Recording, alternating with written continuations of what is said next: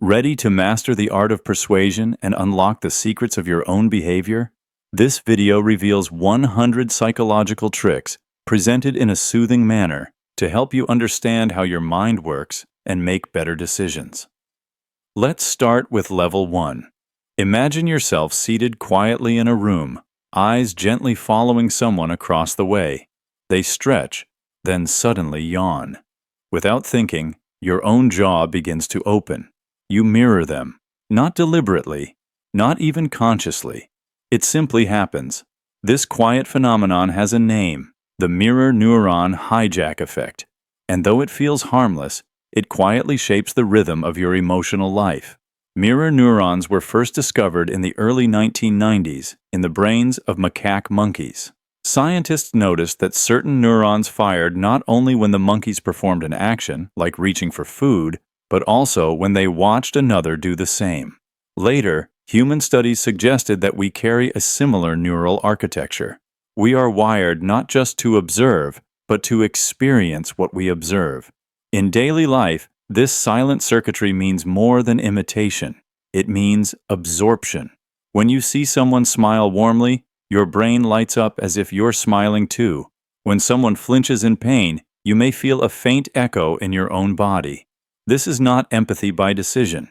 It's empathy by design. It doesn't ask your permission.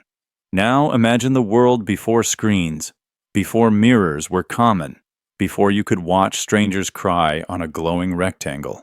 Most emotions were local, lived within families or tight communities. Today, you carry an invisible thread to the emotions of people you will never meet. A sigh in a video, a grimace in passing, each one flickering across your mirror system, reshaping your own quiet mood. It's a gentle intrusion, this neural mimicry. A soft hijacking, one that doesn't feel foreign because it arrives dressed in your own chemistry. But when you feel sadness without source, tension without cause, or joy that doesn't quite belong to you, pause and remember, you might just be echoing someone else's invisible world. Imagine yourself in a quiet village marketplace centuries ago. A merchant unrolls a swath of foreign fabric and declares its worth, 10 silver coins. To a passerby, that number, 10, becomes truth, even if the cloth's true value is far less. No matter how many other merchants offer lower prices, that first figure lingers. The mind has already anchored. In the soft shuffle of feet and the murmured haggling, a silent decision has been made. All future judgments will orbit that initial claim. This is not a flaw unique to history. It is a constant feature of the human mind, a gentle, persistent loop. Anchoring is the tendency to fixate on the first piece of information received, even if that information is arbitrary or incorrect. From ancient trade to modern negotiations, the first number spoken, the first theory offered, the first opinion heard, becomes the standard by which all else is measured. The brain doesn't easily reset. It adjusts, but it adjusts from that starting point. In 1974, researchers Amos Tversky and Daniel Kahneman quietly demonstrated this loop through a simple experiment. When participants spun a wheel labeled with random numbers and were then asked how many countries were in Africa, their estimates leaned toward the number on the wheel. Despite its irrelevance, just seeing a number planted a mental flag. The wheel was meaningless, but the anchor was set. Even in courtrooms and classrooms, anchoring persists. The first suggested sentence in a trial influences what seems reasonable punishment. A teacher's first impression of a student's ability can shape expectations for years. Anchors aren't only numerical. They can be emotional, linguistic, even spatial. Anything that offers a starting point becomes a silent guide. Over time, this becomes a loop. The mind hears the first suggestion, anchors to it, and all future decisions spiral from that point, tweaked, revised, but never fully freed. The loop tightens not through coercion, but through familiarity. It feels right because it was heard first. The rhythm of life itself often reinforces these loops. Early beliefs become lifelong frameworks. Childhood assumptions form the scaffolding for adult reasoning.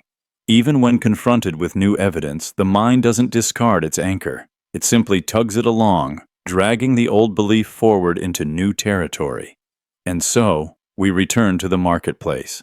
A different merchant offers the same cloth for 4 silver coins, but it feels cheap, suspicious, too good to be true. Not because it is, but because it's not 10. That first number echoes quietly. That anchor holds steady. And once again, without realizing it, the mind surrenders to suggestion. Imagine yourself standing before a mirror, practicing a smile that doesn't quite belong to you. At first, it feels like an act, something placed over your face like a mask. But the longer you wear it, the more natural it begins to feel. Not because you've perfected the performance, but because the line between mask and skin begins to blur. In the quieter corners of ancient societies, this subtle transformation was not rare. Courtiers in the palaces of Versailles or scribes in imperial courts often wore identities like uniforms, measured, rehearsed, composed. A servant might bow 1,000 times a day, each gesture a hollow imitation of submission. But repetition, it turns out, reshapes more than just muscle memory. It reshapes the mind. Modern psychology calls it self-perception theory. When you act in a certain way consistently, your brain starts assuming it must reflect your true nature. It's how pretending to be confident can, over time, breed real confidence, or how feigning indifference slowly freezes genuine feeling. In Japan's Edo period, the samurai were expected to live by Bushido, a strict code of stoic honor. Even in grief or fear, they presented only the face the code allowed. Children raised in such homes learned early to perform. And as decades passed, many no longer knew where performance ended and self began. Their identity was shaped not by desire, but by repetition. Social roles often acted as cages, disguised as costumes. A noblewoman's quiet smile at court might have been practiced nightly, until even her private self mimicked the performance. The same went for monks, for merchants, for executioners. The more they played the role, the more it played them. And yet, this isn't always a tragedy. Sometimes the performance saves. Sometimes what begins as a mask becomes the only version of you that can survive. Imagine yourself walking through a quiet village market in the late medieval period. The air is soft with the smell of baked grain and old wood. The rhythm of life here is slow, until a rumor begins to ripple through the crowd. This year, the salt shipment has been delayed. Suddenly, the same coarse salt that lined every kitchen shelf becomes something else. Not just a seasoning, but a symbol, a threat, a prize. Within days, prices double, then triple. People who never gave it a thought now speak of nothing else. Scarcity doesn't just change value, it changes behavior. Even the most level-headed townsfolk begin trading extra firewood, mending neighbors' roofs, offering borrowed tools, all for a handful of salt. The item hasn't changed, but the idea of limitedness, of running out, tightens around the mind like a rope. The fewer there are, the more each grain seems to gleam. You may not need more, but you want it, urgently, irrationally. And that's the trick. Centuries later, psychology would catch up. Researchers in the 1970s began testing how scarcity affects our decision-making. When people are told a product is almost sold out, their interest skyrockets. Not because the item is better, but because our brains, shaped by millennia of unpredictable harvests and lost winters, see limited supply as an emotional emergency. Scarcity turns everyday objects into imagined lifelines. It short-circuits logic and replaces it with tension, often silent, sometimes frantic. And this bias, carved deep into our perception, still hums beneath modern life, even when we know better, even when the salt is still there. Imagine yourself in a modest medieval village. The thatched roofs drip with last night's rain, and the air is thick with the scent of smoke and wet straw. A cobbler, bent over his bench, patches the same old pair of shoes for the 5th time, not because he lacks skill, but because buying new leather would mean parting with his only silver coin. The risk of loss, even a small one, looms larger than the hope of gain. This is not just poverty, it is a mindset. One shaped unknowingly by the same force that guides your modern decisions, the fear of loss. Centuries later, in the quiet corners of 20th century psychology labs, researchers like Amos Tversky and Daniel Kahneman would give this fear a name: loss aversion.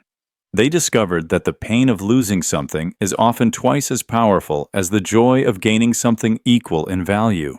In their studies, participants consistently refused to risk $10 to gain $20, simply because the imagined loss hurt more than the potential reward pleased. Our brains are not wired for balance, they're wired for survival. And survival, for most of human history, meant clinging to what little you had.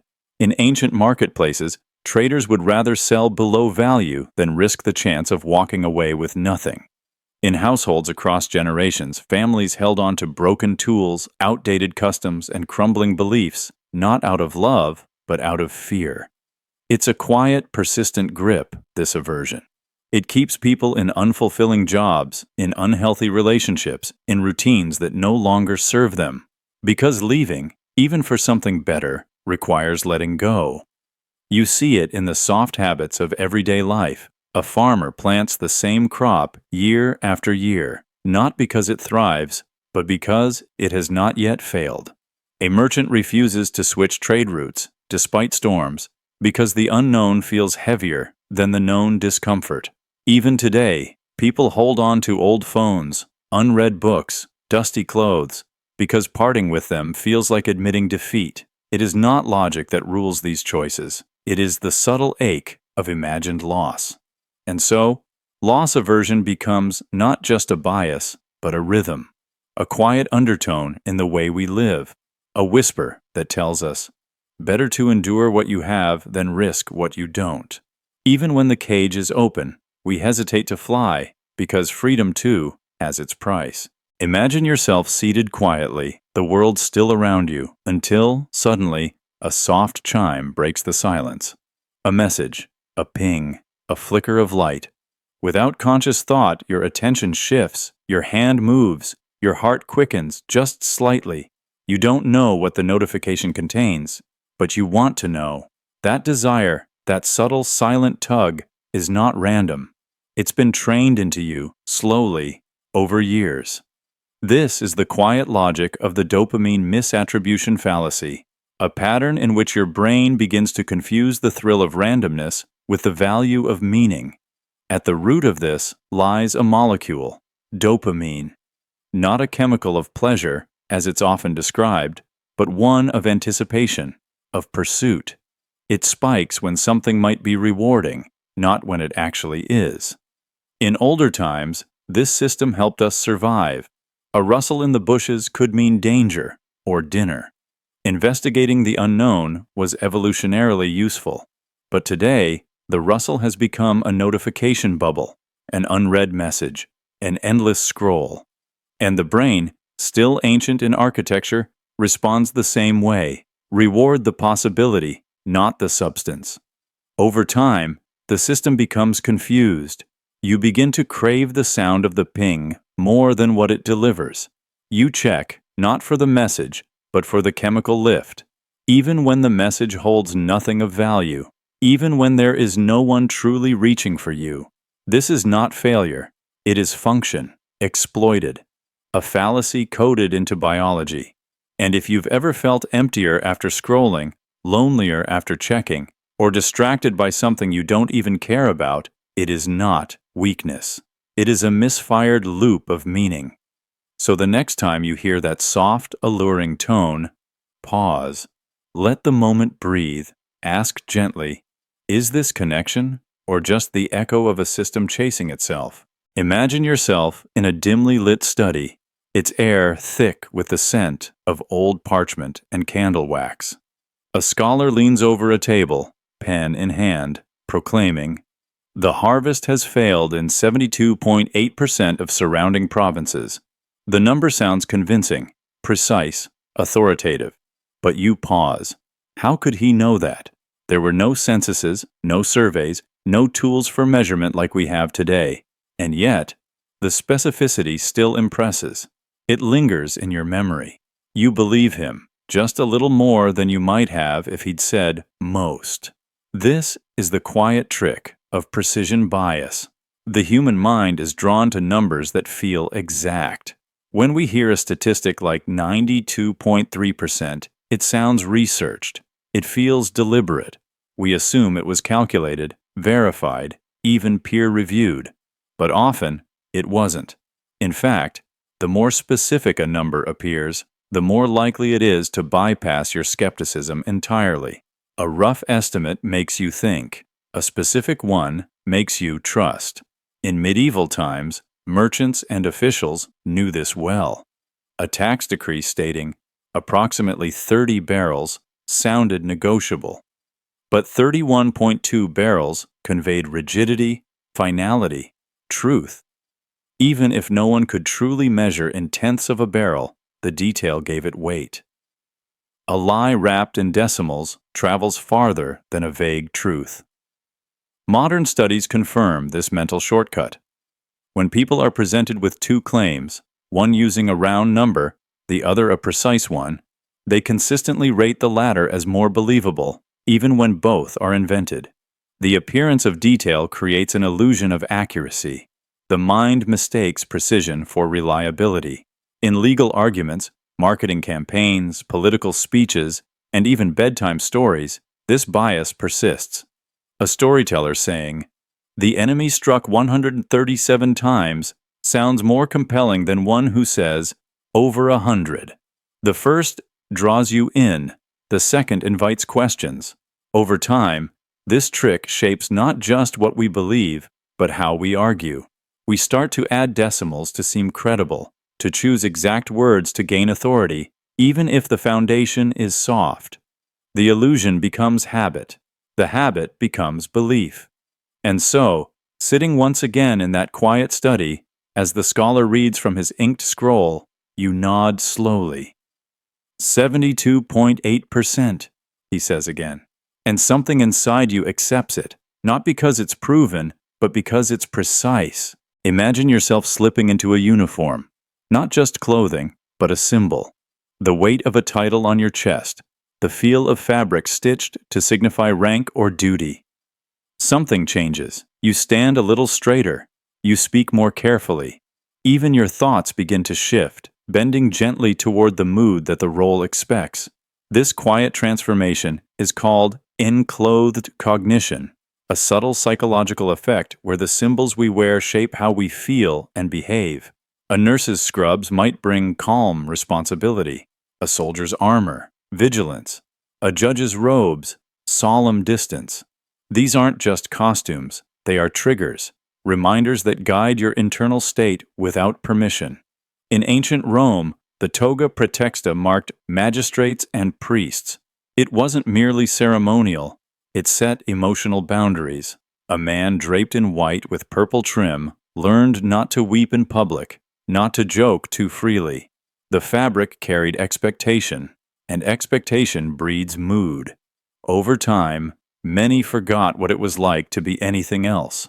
Centuries later, monks in medieval Europe took vows that extended far beyond ritual.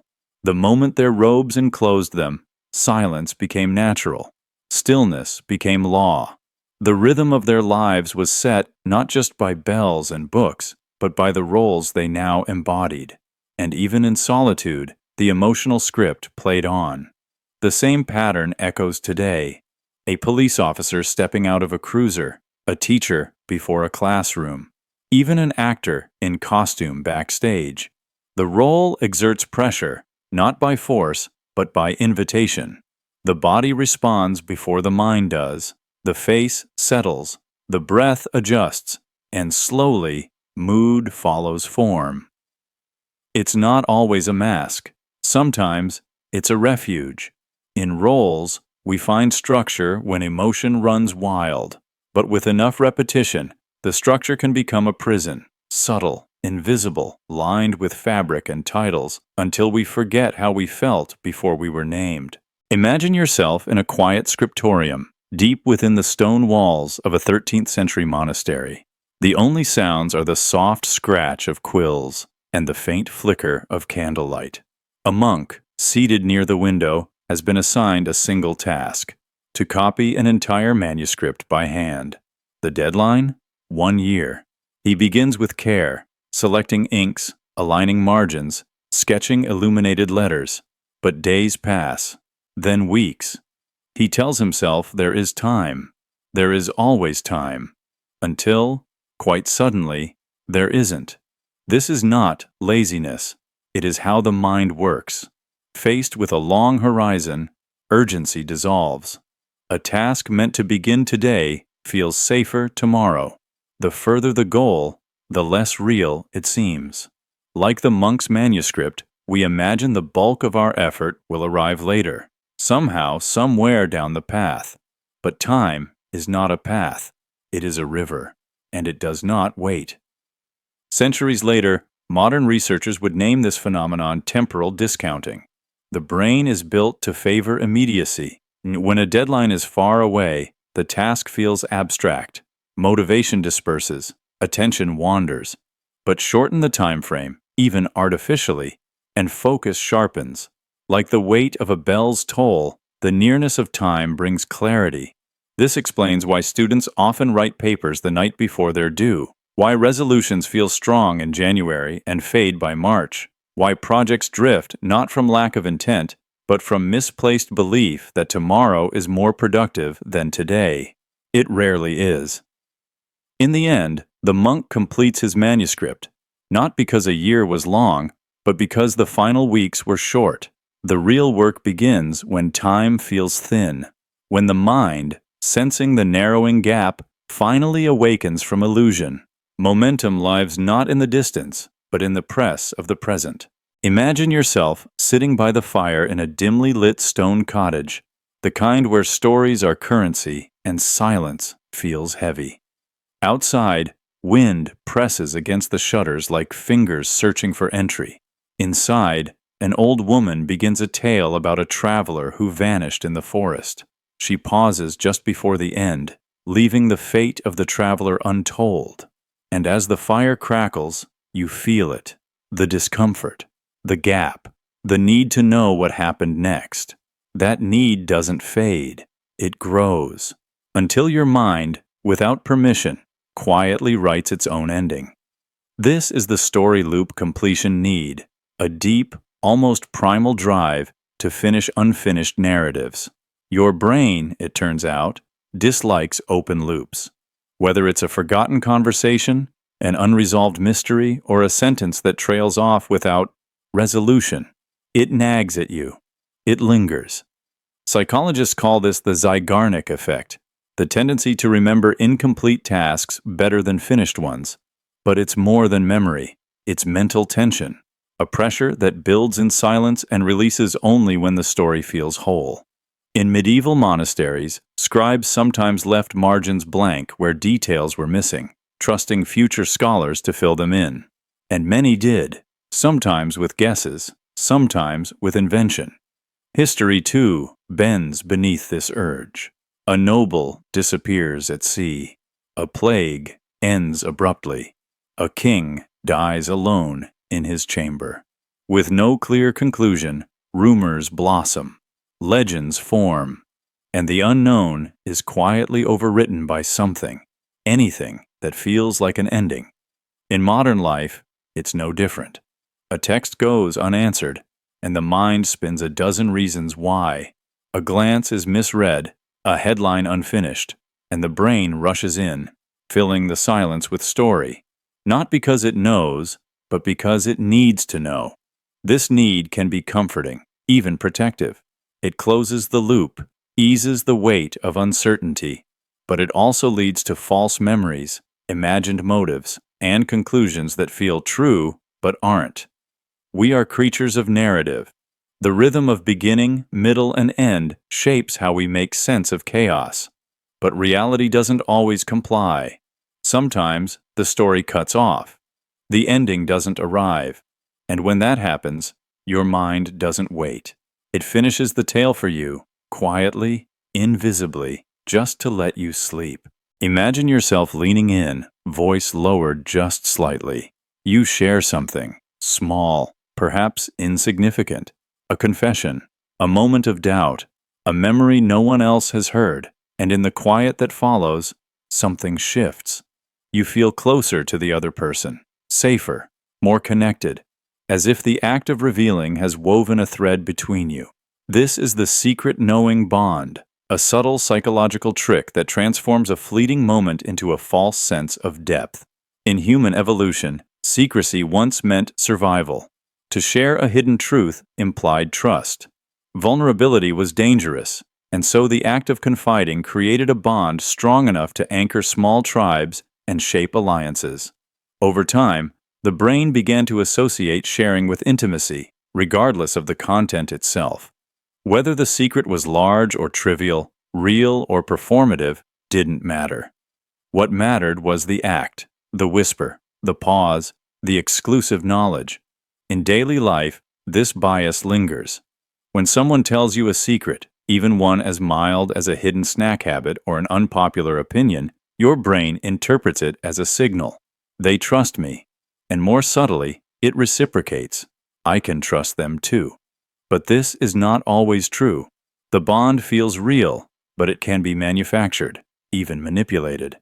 A shared secret can fast-track feelings of closeness that haven't yet earned their roots. Think of late-night conversations with strangers, where intimacy blooms unnaturally fast, or a reality show contestant confiding to the camera, drawing millions into a trust that isn't mutual.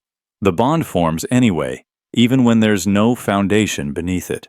So the next time someone shares a secret, pause, appreciate the moment, but ask gently, is this connection growing from truth or from the illusion of whispered closeness? Imagine yourself lying on a hillside at dusk. The wind is slow. The grass rustles like a whisper. Above you, clouds drift and scatter, and your mind begins to trace familiar forms, faces, animals, symbols.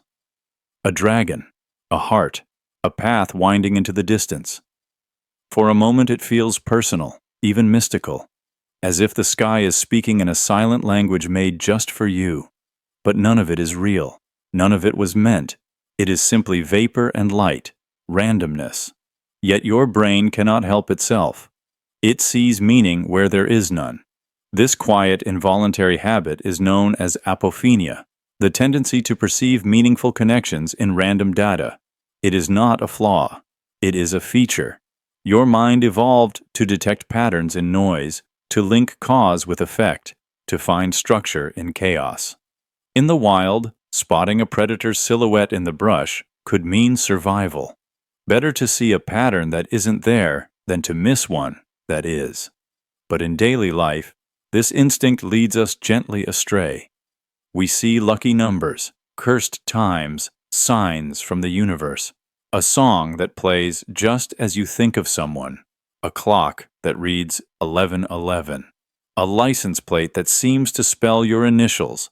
These coincidences feel charged, weighted, as though the universe is whispering something only you can hear. But randomness has no voice. It doesn't conspire. It doesn't intend. It simply happens. And your brain, forever searching, reaches into that silence and writes a story.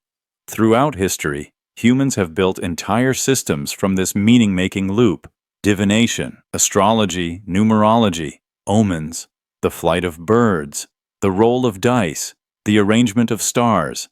We've given form and feeling to randomness, not to deceive ourselves, but to comfort ourselves, to tame uncertainty.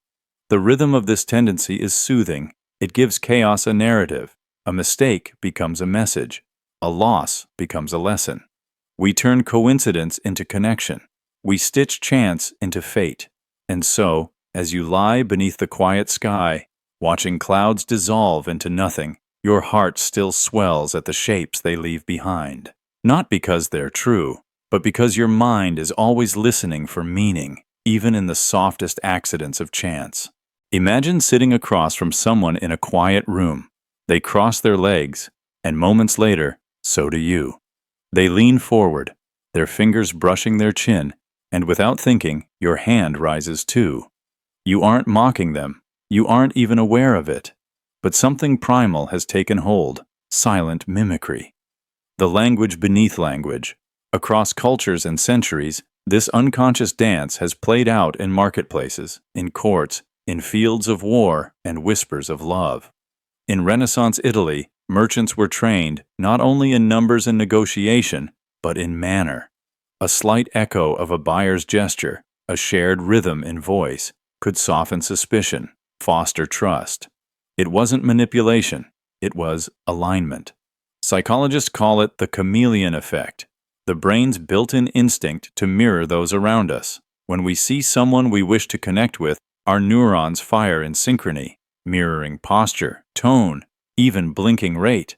And when someone reflects us back to ourselves, even subtly, we begin to feel understood, seen, safe. In ancient China's imperial courts, courtiers were masters of this invisible craft. A tilt of the head, a softened breath, a pause at just the right time.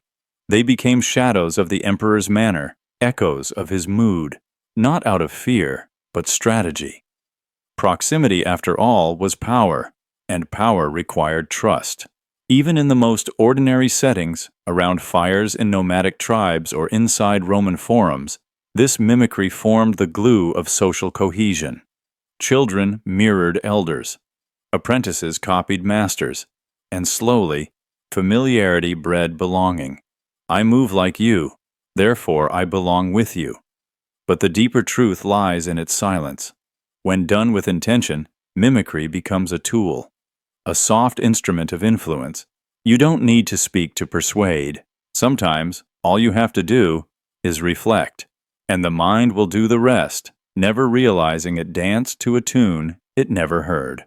Imagine yourself walking along a muddy road through a medieval village just after rain. To your right, a narrow cottage leans with age, its shutters crooked, its thatch patched in haphazard layers. A passing traveler whispers to you, "That house is cursed. A madman once lived there." You glance again. The crookedness now feels ominous. The silence inside, suspicious. Though you've seen nothing out of the ordinary, the label lingers, cursed, and everything that follows bends beneath it. This is the first label trap. Long before psychology named it, people lived it. A woman called a witch found her kindness called manipulation. A soldier branded coward was never again trusted in battle. Labels, once applied, act like lanterns in the fog, casting just enough light to make the shadows feel certain.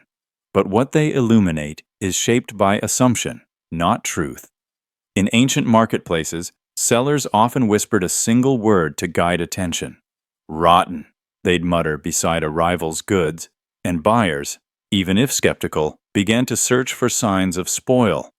Once a label is planted, it becomes the filter, not just for what we see, but for how we interpret what we've already seen. Even correction struggles to erase the mark of a first impression.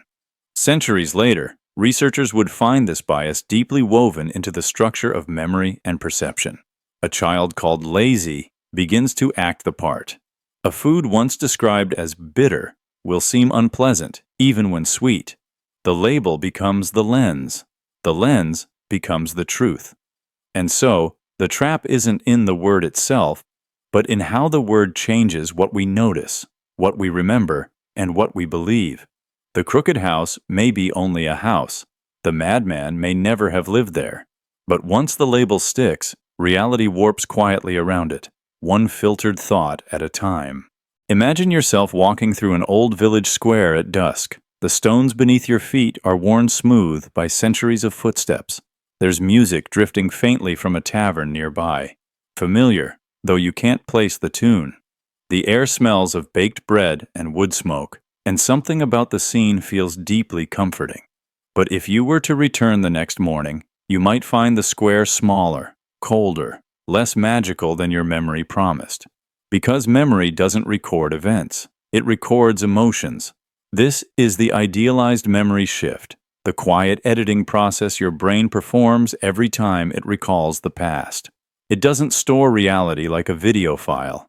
It stores flashes, peaks of joy, cliffs of sadness, and valleys of longing. The rest, the in-between, the neutral, the mundane, is faded or erased. As a result, your past becomes a carefully stitched highlight reel, patched together with threads of emotion, not because you want to deceive yourself, but because your mind wants meaning.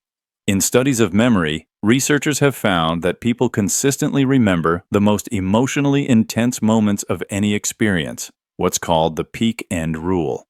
A vacation remembered fondly may have included hours of boredom, sunburns, and missed buses. But the view from the cliff at sunset or the laughter over a shared meal overshadows everything else. Your mind trims the edges. It keeps the parts that moved you and lets the rest fade like fog. Ancient oral traditions relied on this very phenomenon. Bards and storytellers didn't memorize every detail. They remembered emotional arcs, triumph, loss, wonder, betrayal. Over generations, real events blurred, but the feelings remained sharp. That's how myths are born. That's how your own past becomes a myth, too.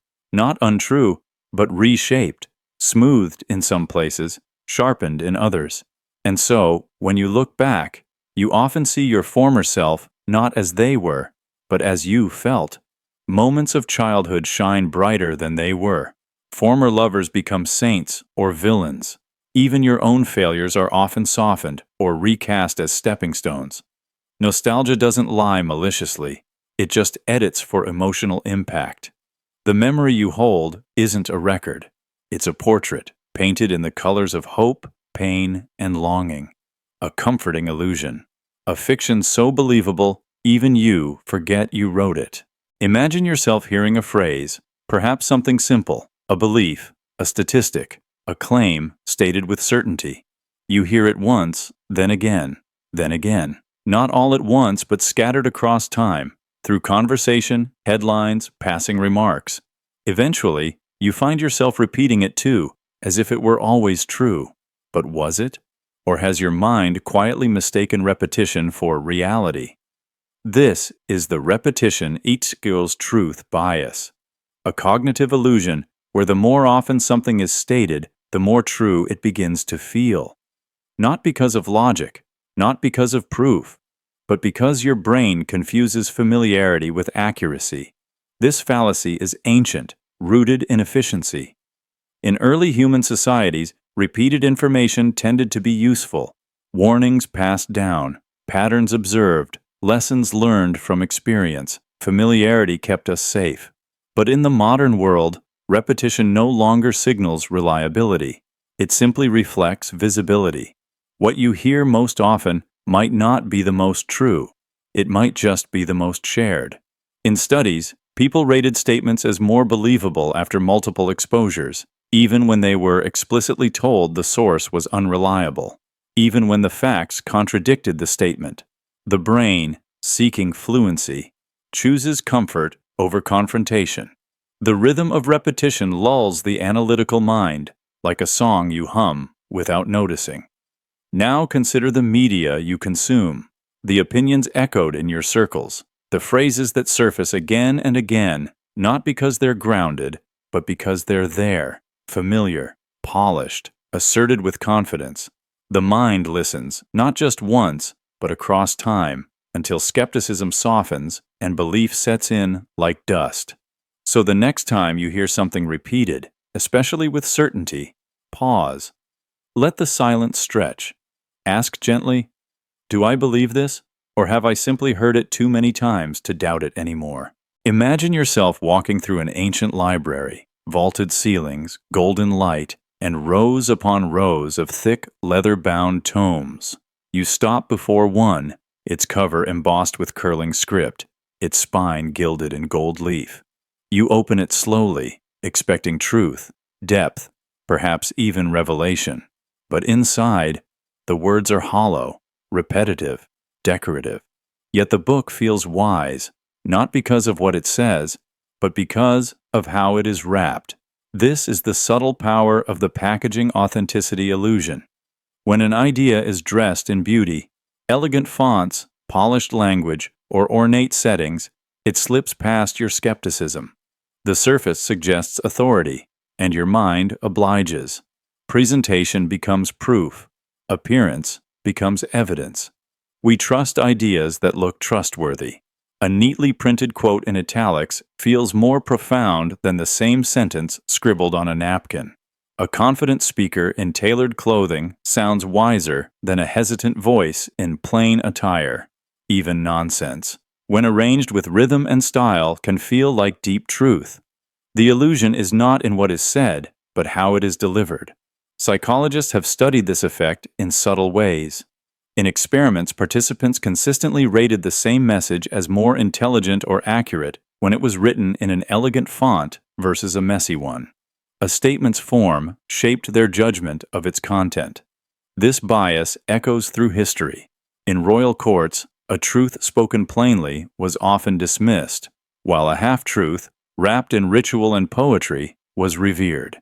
In ancient temples, inscriptions carved in stone were seen as divine, even if they offered nothing more than repetition. The form gave the illusion of wisdom, and in modern life, it continues. Think of glossy self-help books, minimalist branding, flowing TED Talks, the right lighting, the right logo, the right voice, and suddenly, even shallow ideas gain weight, while deeper, quieter truths, spoken without decoration, fade into the background noise. Over time, the illusion becomes habit. We learn to trust the polished. We learn to mistrust the plain. But beneath the velvet cover, what matters is still the page. And so, in that library once more, you reach for another book, this one worn, its edges frayed, its cover unadorned. You open it with less expectation. But within, perhaps, lies something real, quiet, unshaped, unpolished, and truer for it. Imagine yourself walking through your day, not as one person, but as many. In one room, you're assertive. In another, quiet. Around strangers, polite. Around old friends, sarcastic. You change your tone, your posture, even your pace. And yet, by evening, your brain smooths it all into a single story. This is who I am. But it wasn't. Not really. It was a mosaic. This quiet illusion is called fragmented identity bias, the mind's habit of weaving many selves into a seamless narrative, hiding the subtle fractures beneath the surface. You adapt without effort, without noticing. The rhythm of your voice shifts for a boss, a parent, a child. Each version of you knows its role. Each fragment believes it is the whole. In the ancient city of Athens, philosophers debated the nature of the soul, whether it was singular or made of parts. But daily life often answered the question first. A citizen might speak boldly in the assembly, pray humbly in temple silence, then negotiate shrewdly in the agora. The self was not a single flame. It was a shifting torch passed from context to context. In medieval monastic life, this fragmentation had structure. The same monk who copied sacred texts in serene silence might take on a strict, disciplinary tone during meal rituals. Hours were divided by bells, roles by expectations. The face shown to the brotherhood was different from the face turned inward during solitary prayer. Yet each believed he was whole. Even today, we carry this mental sleight of hand.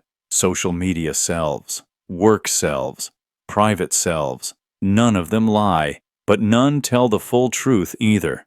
They are fragments, stitched with memory, framed by mood, sealed by the illusion of continuity. And still, the brain whispers, you are one person. Perhaps not to deceive you, perhaps simply to protect you from the dizzying truth that we are not one, but many, and always shifting in the quiet shadows of who we're expected to be. Imagine yourself in a quiet medieval hall where proclamations are read aloud to the gathered townsfolk. The crier steps forward, unrolls a scroll, and announces a new herbal remedy said to cure fevers. Willow root tincture. The words are simple, familiar. They roll gently across the stone walls. People nod. some smile. No one questions its truth. Later, another speaker describes a rival remedy, sanguinaria extract.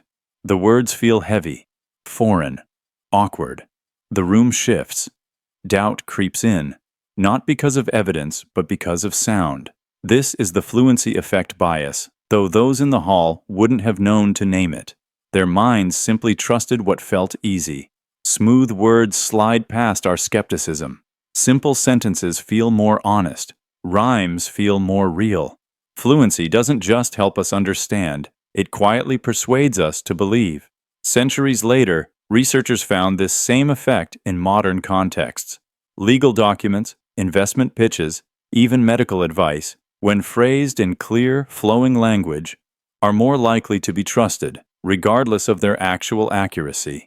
One study showed that stocks with pronounceable names outperformed others, not because they were better companies, but because they sounded reliable. In medieval courts, a well-spoken advocate often swayed judgment more than facts. In village sermons, scripture remembered in rhyme endured far longer than complex truth. Over time, what flows is remembered, and what's remembered becomes trusted. The danger lies in how this fluency bypasses analysis. Your brain equates ease with truth, effort with doubt. A smooth lie can feel more credible than a clumsy truth. And once that belief takes root, it often resists correction, not because it was right, but because it was easy to believe. In the end, fluency doesn't just shape what we hear, it shapes what we accept as real. Imagine yourself standing in a candlelit room inside an old stone abbey. The air is still, and the only sound is the soft flutter of flame. A monk leans toward you and says, "The truth lies between the shadows." Then he closes his eyes. There is no explanation, no context. And yet, something stirs in you. You find yourself nodding, not because you understand, but because it feels like you do. This is the ambiguity comfort glitch, the strange tendency for vague, poetic, or abstract statements to feel more meaningful than precise ones. It's not a flaw, it's a function. Your mind, when given incomplete information, doesn't shut down. It reaches inward. It supplies the missing pieces from memory, experience, emotion. The result is a personal truth stitched from someone else's unclear thread. Psychologists call this the Barnum effect, after the circus man who famously said a good trick feels specific to everyone. In experiments, people rated generic ambiguous horoscopes as highly accurate, so long as they were phrased with enough openness.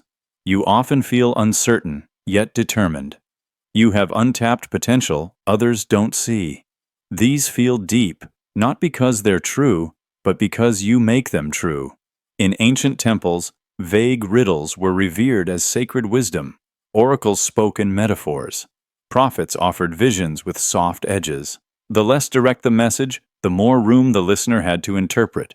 And in that space, meaning was born, not from the words, but from the listener's own mind. Even in modern life, vague language often carries power. Lyrics, proverbs, spiritual teachings. Follow your path. Everything happens for a reason. These aren't instructions, they're mirrors.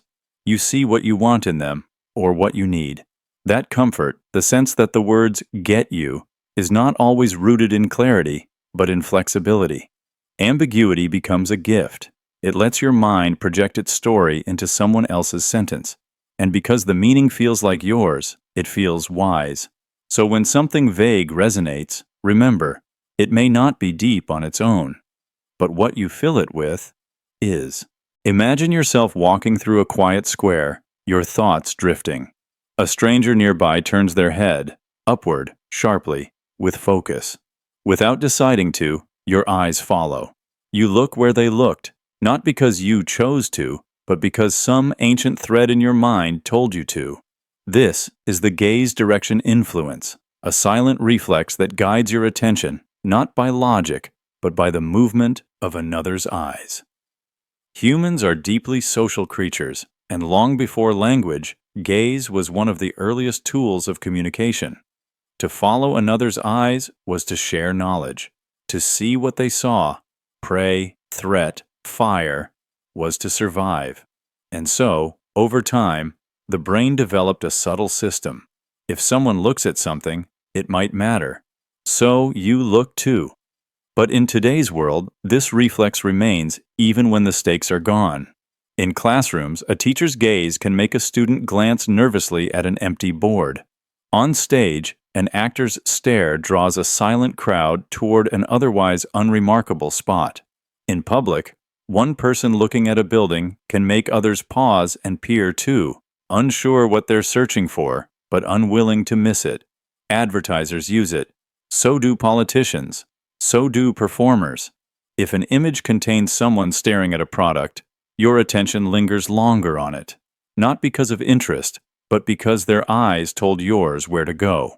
It feels natural, harmless, yet it shapes what you notice, what you value, even what you remember. Attention becomes a shared current directed not by you, but by another's silent cue. So the next time you follow someone's gaze, pause. Let your own vision settle. Ask quietly, did I want to look? Or was I just shown where to look and followed without knowing why? Imagine yourself sitting beside a crackling hearth on a long winter evening. Outside, the wind tugs at the shutters, but inside, the room is still. A voice begins to speak, soft, measured, familiar. You've heard it before countless times, though perhaps you can't place when or where. Yet something stirs in your chest, a sense of ease, of trust, as though that voice knows you, as though it's always known you. This quiet reaction is not just sentiment, it is a well-studied quirk of the human mind, the comfort of voice familiarity. When you hear a voice repeatedly, it begins to feel safe, reliable. Even if the words carry no new information, the sound of them calms the nervous system, eases tension, and creates a gentle bridge between listener and speaker. This bias doesn't demand logic, it bypasses analysis. A stranger's voice, once heard enough times, becomes a companion, a guide, and in that repetition, trust is born, not because the voice has earned it, but because it's no longer unknown. Ancient storytellers understood this deeply. Before written language, wisdom passed not through ink, but through tone, cadence, and breath. The same voice repeating the same tales across seasons anchored memories and morals alike. Familiar voices tethered the community to its stories and to each other. In modern times, this effect persists. Radio hosts, narrators, online creators. If their voices reach you often, they begin to feel personal, even intimate. You might never see their face, but their voice becomes part of your mental landscape. When they speak, your mind softens its guard. You listen differently, more openly. The repetition of sound becomes a rhythm of trust. Even in sleep studies, familiar voices, parents, partners, or even favorite presenters reduce stress responses. The brain, ever attuned to patterns, hears the known tone and interprets it as a signal of safety, of continuity, of home. And so, as you drift further into this quiet moment, the voice around you may begin to feel less like a stranger and more like a memory. Not because of what it says, but simply because you've heard it before, again and again. The mind, in its gentle loops, always finds comfort in what it knows. Imagine yourself standing at a busy intersection. A car horn blares, a light flashes, a voice behind you shouts, "Move!" And without thinking, without questioning, you do. Not because the command made sense, but because it felt urgent. This is the urgency signal trick, a mental shortcut that bypasses your logic the moment something seems fast, loud, or intense. Your brain is wired for survival, not analysis. When stimuli come quickly, when the volume rises, the pace accelerates, or the rhythm becomes sharp, it interprets that as danger. And in danger, thinking slows you down. So the brain shortcuts the process. It stops weighing options and starts obeying signals. This is useful in the wild, but in modern life, it can be quietly exploited. In medieval towns, bell towers were more than clocks. They were emotional levers. A slow, deep toll signaled morning. A rapid peal meant fire, invasion, or the need to act. People rushed to arms or to prayer, not because they had assessed the threat, but because the sound told them to. The speed was the message. Even in ancient warfare, generals used drums and trumpets not just to coordinate troops, but to shape behavior. A rapid rhythm meant charge. A prolonged silence meant retreat. Soldiers responded automatically, entrained by urgency long before they understood the command. Today, we are still vulnerable to the same cues. A headline in all caps, a flashing alert, a voice rising in pitch. Whether it's in a boardroom or on a screen, urgency manipulates the part of your mind that wants to stay alive, not the part that wants to be right.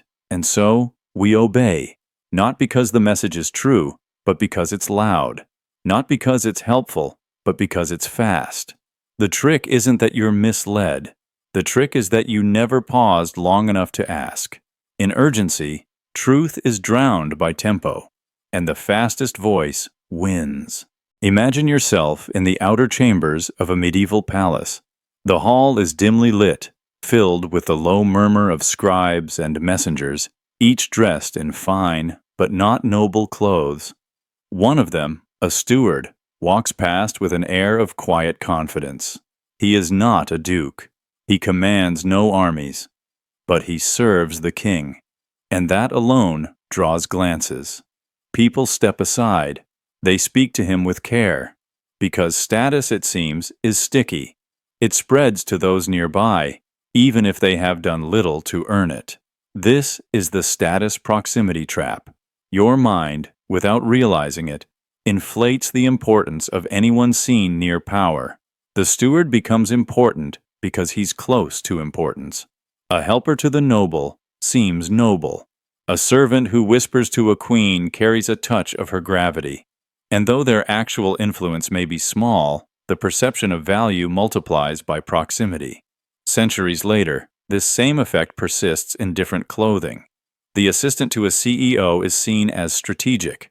The friend of a famous actor is treated as insightful. In research studies, even the bodyguard of a political figure is often assumed to have higher intelligence or trustworthiness, simply by standing close. In medieval courts, those near the throne often wielded soft power not by decree, but by association. They were consulted, admired, feared, less for what they knew and more for where they stood. And the closer they stood, the more real their imagined importance became. The trap is subtle. It doesn't announce itself. It works in glances, assumptions, deferential tones. It makes you believe someone is credible, not because of their actions, but because of their shadow. The mind sees the glow of power and believes anyone nearby must shine too, even when, in truth, they are only standing in borrowed light. Imagine yourself in a medieval market square. A physician in dark robes offers you two remedies. One, he says, saves 90 out of every 100 villagers. The other, he warns, lets 10 out of every 100 die. The potions are identical, their outcomes the same, but one sounds like hope, the other like doom. And so you choose, based not on reason, but on framing. This is the framing shift trap, a mental glitch where your response to a fact changes depending on how that fact is presented. The numbers don't lie, but the story around them steers your decision. Framing isn't about deception, it's about direction. A subtle tilt in language that pushes you toward one conclusion while quietly hiding the other. In 1981, psychologists Amos Tversky and Daniel Kahneman conducted a now famous study. Participants were asked to respond to a deadly disease outbreak. When options were framed in terms of lives saved, people chose the safer plan. When the exact same options were framed in terms of lives lost, they chose the riskier one. The shift in wording changed behavior, even though the math never changed. Throughout history, leaders have used framing to shape perception. A war isn't a war, it's a liberation. A tax isn't a cost, it's a contribution. Grain shortages become opportunities for innovation. Even in medieval chronicles, Defeats were reframed as noble sacrifices, and uncertain outcomes called divine tests. Language softened the blow, or hardened the resolve. You see this daily, though you may not notice. A sale that ends soon feels urgent, though the price may never rise. A policy that protects jobs is more palatable than one that limits hiring. One headline says, "A trial drug helps 60% of patients."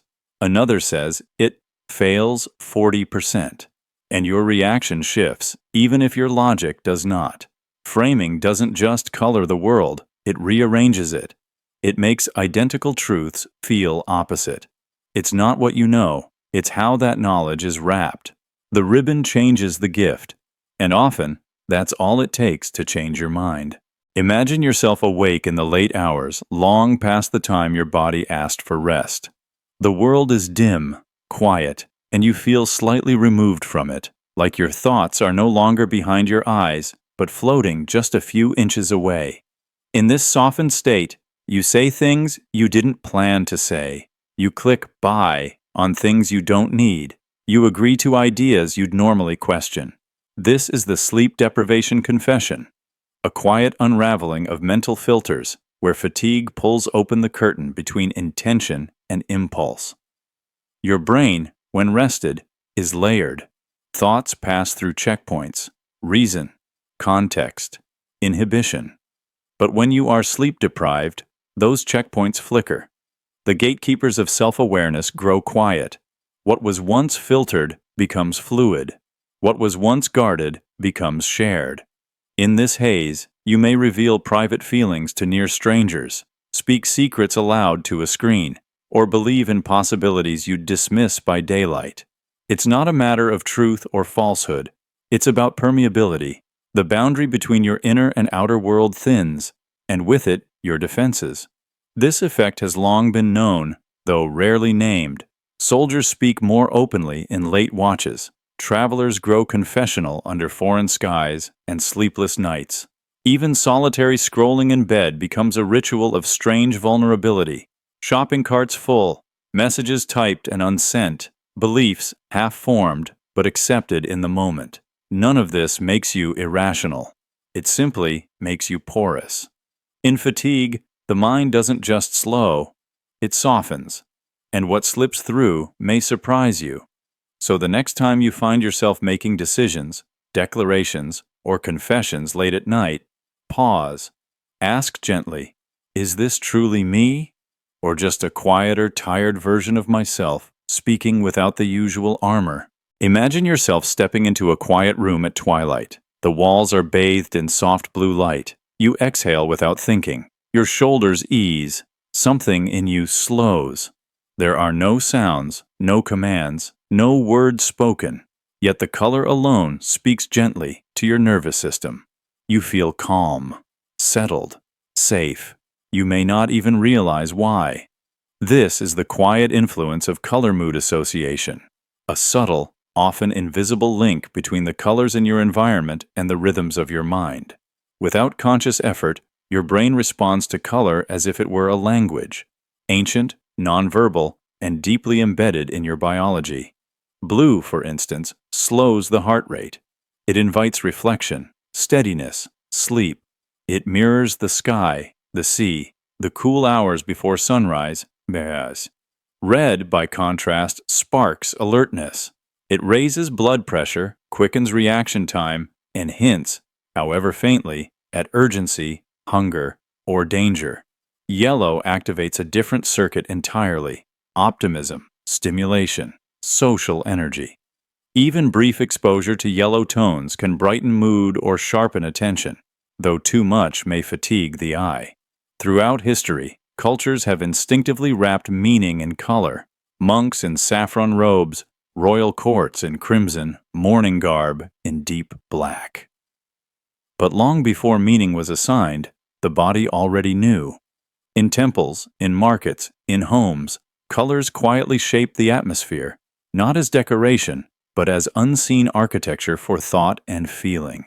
Modern studies confirm these ancient instincts. In classrooms, blue lighting improves focus. In hospitals, Soft green walls reduce anxiety. In restaurants, red tones increase appetite. We walk through these environments unaware, but the mind is always listening, to color as much as to sound.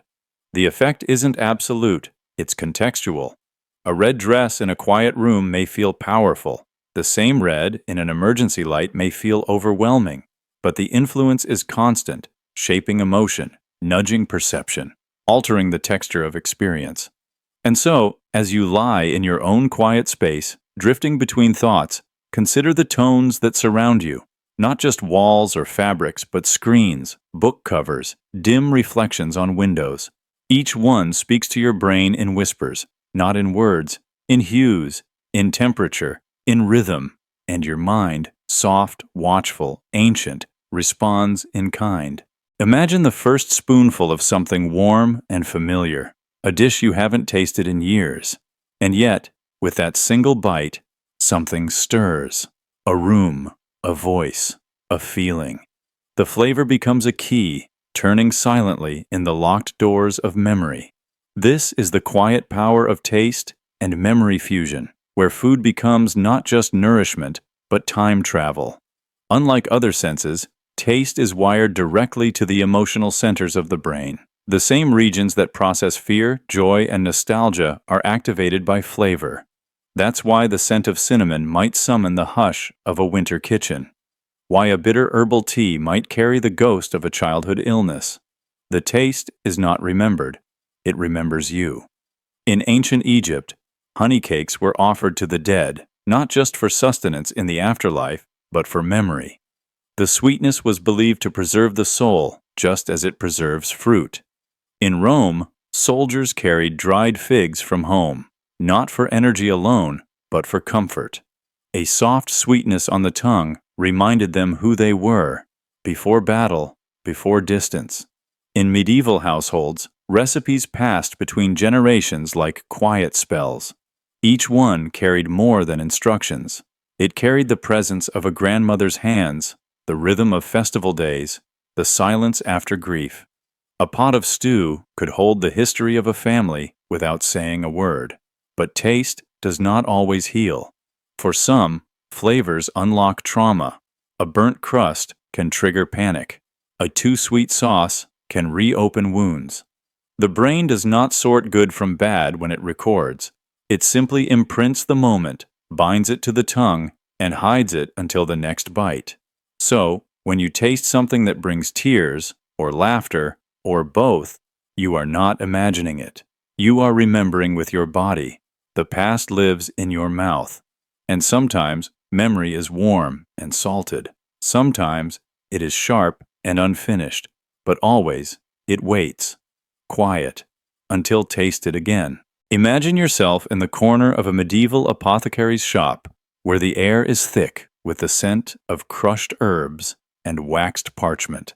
A young merchant enters, red-faced and trembling, having been overcharged for a rare tincture.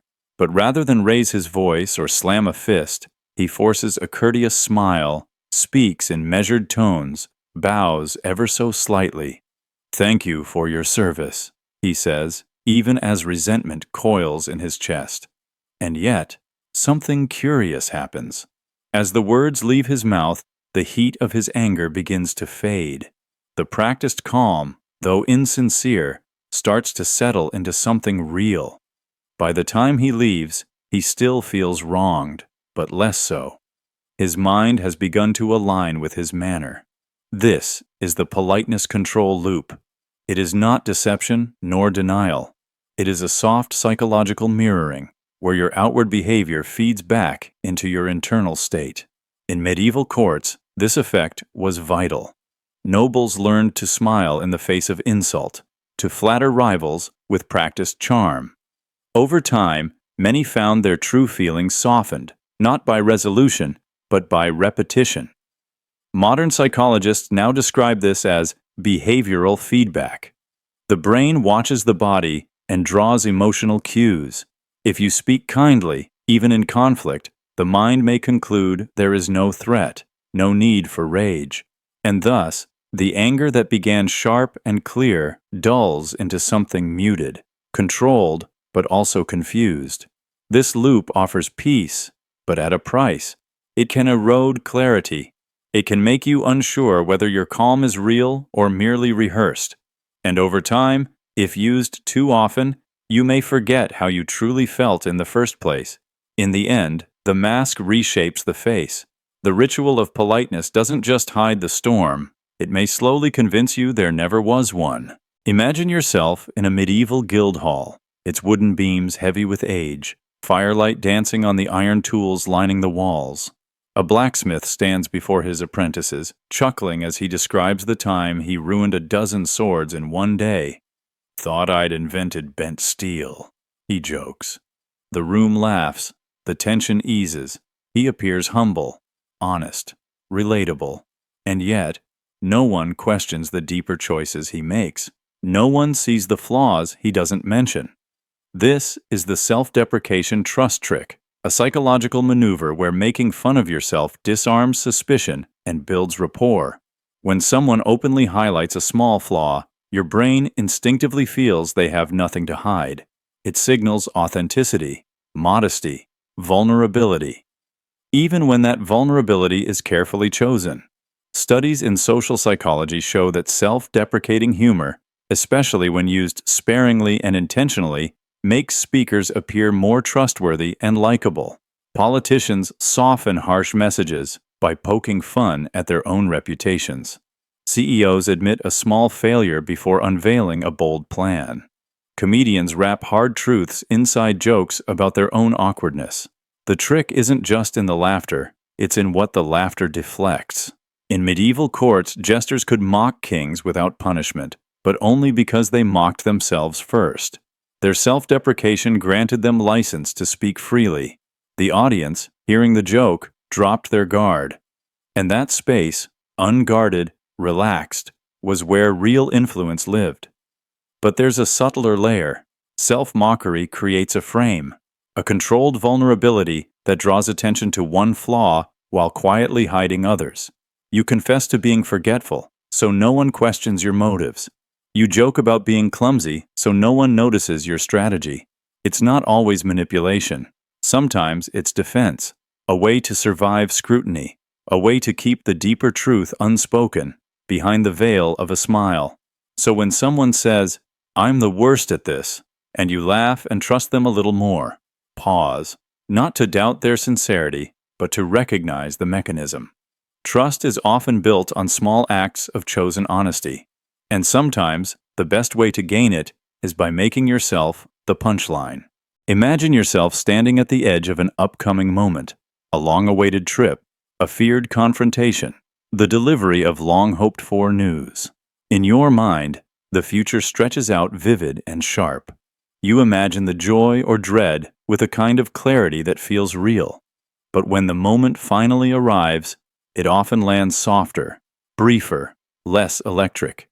This quiet mismatch is known as the anticipation versus experience gap, a subtle mental illusion where what we expect to feel is more intense than what we actually do. Your brain is a storyteller, and anticipation is one of its oldest tricks.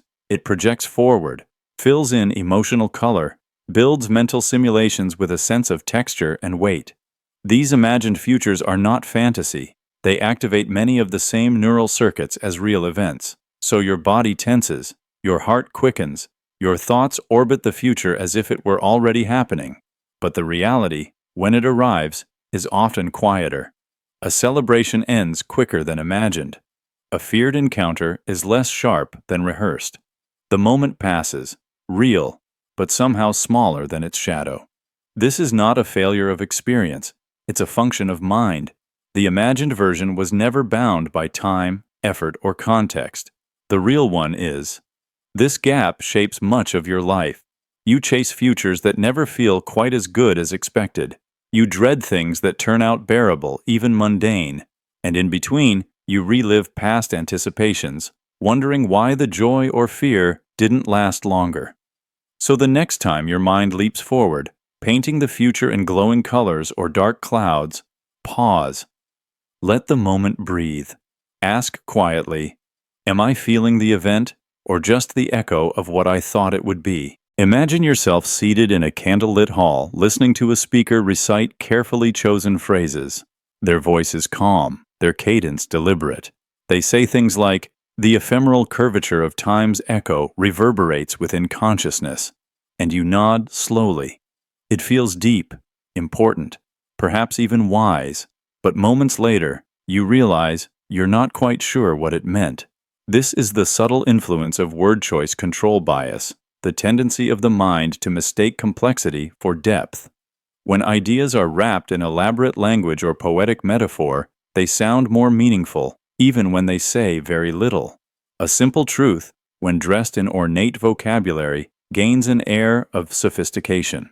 A hollow phrase, if phrased beautifully, can feel profound. The mind, in its constant search for understanding, often equates difficulty with importance. When something sounds complex, we assume it must be intelligent. If it uses metaphor, we think it must be symbolic. If it rhymes, we think it must be true.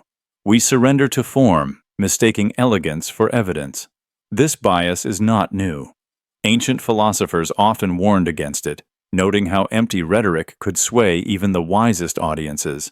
In public forums, in temples, in courts of law, speakers used elevated language to inspire reverence, even when offering little substance. The structure of the sentence became more persuasive than its content. Modern studies reveal this same pattern. Participants shown meaningless statements like, "Hidden meaning transforms unparalleled abstract beauty," rated them as more profound than clear, literal phrases. The more ornate the language, the more trustworthy it seemed. The brain, quietly, was seduced by style. Over time, we learn to dress even simple ideas in elaborate form, to sound smarter, to gain trust, to feel in control. But in doing so, we may lose clarity.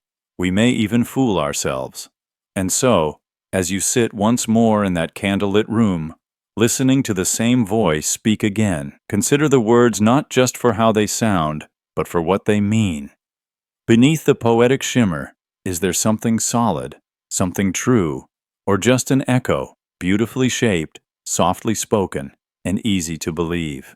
Imagine someone hands you a sheet of paper. On it, a simple sentence, "This pill improves memory." You hesitate, skeptical. Then they hand you the same sentence, this time beside a bar graph. The numbers are vague, the axis unclear, but somehow it feels more true, not because the data changed, but because now you saw it. This is the chart truth illusion, the tendency to believe information more deeply and more quickly when it's presented visually. The brain, shaped by evolution to detect patterns in nature, processes images far faster than words. A line trending upward, a shaded pie slice, even random bars arranged just right. These become anchors of belief, bypassing deeper scrutiny. In the 1600s, merchants and scholars began using hand-drawn diagrams to track trade winds, disease, and profit. Maps turned into charts. Numbers gained shapes. And with those shapes came persuasion. A claim spoken could be debated. A chart shown silenced the room. The illusion was not in the data. It was in the confidence the visual inspired. Even medieval astronomers sketched the heavens with arcs and circles. The models were wrong, but beautifully wrong. A geocentric chart could impress even the skeptical because it looked orderly, convincing, real. Order, it turns out, looks like truth to the human mind. Today, the same trick lingers in slideshows and news feeds. A chart, even a meaningless one, makes claims feel objective, scientific. The eye accepts before the mind questions. And if the design is clean enough, even flawed logic appears sharp and trustworthy.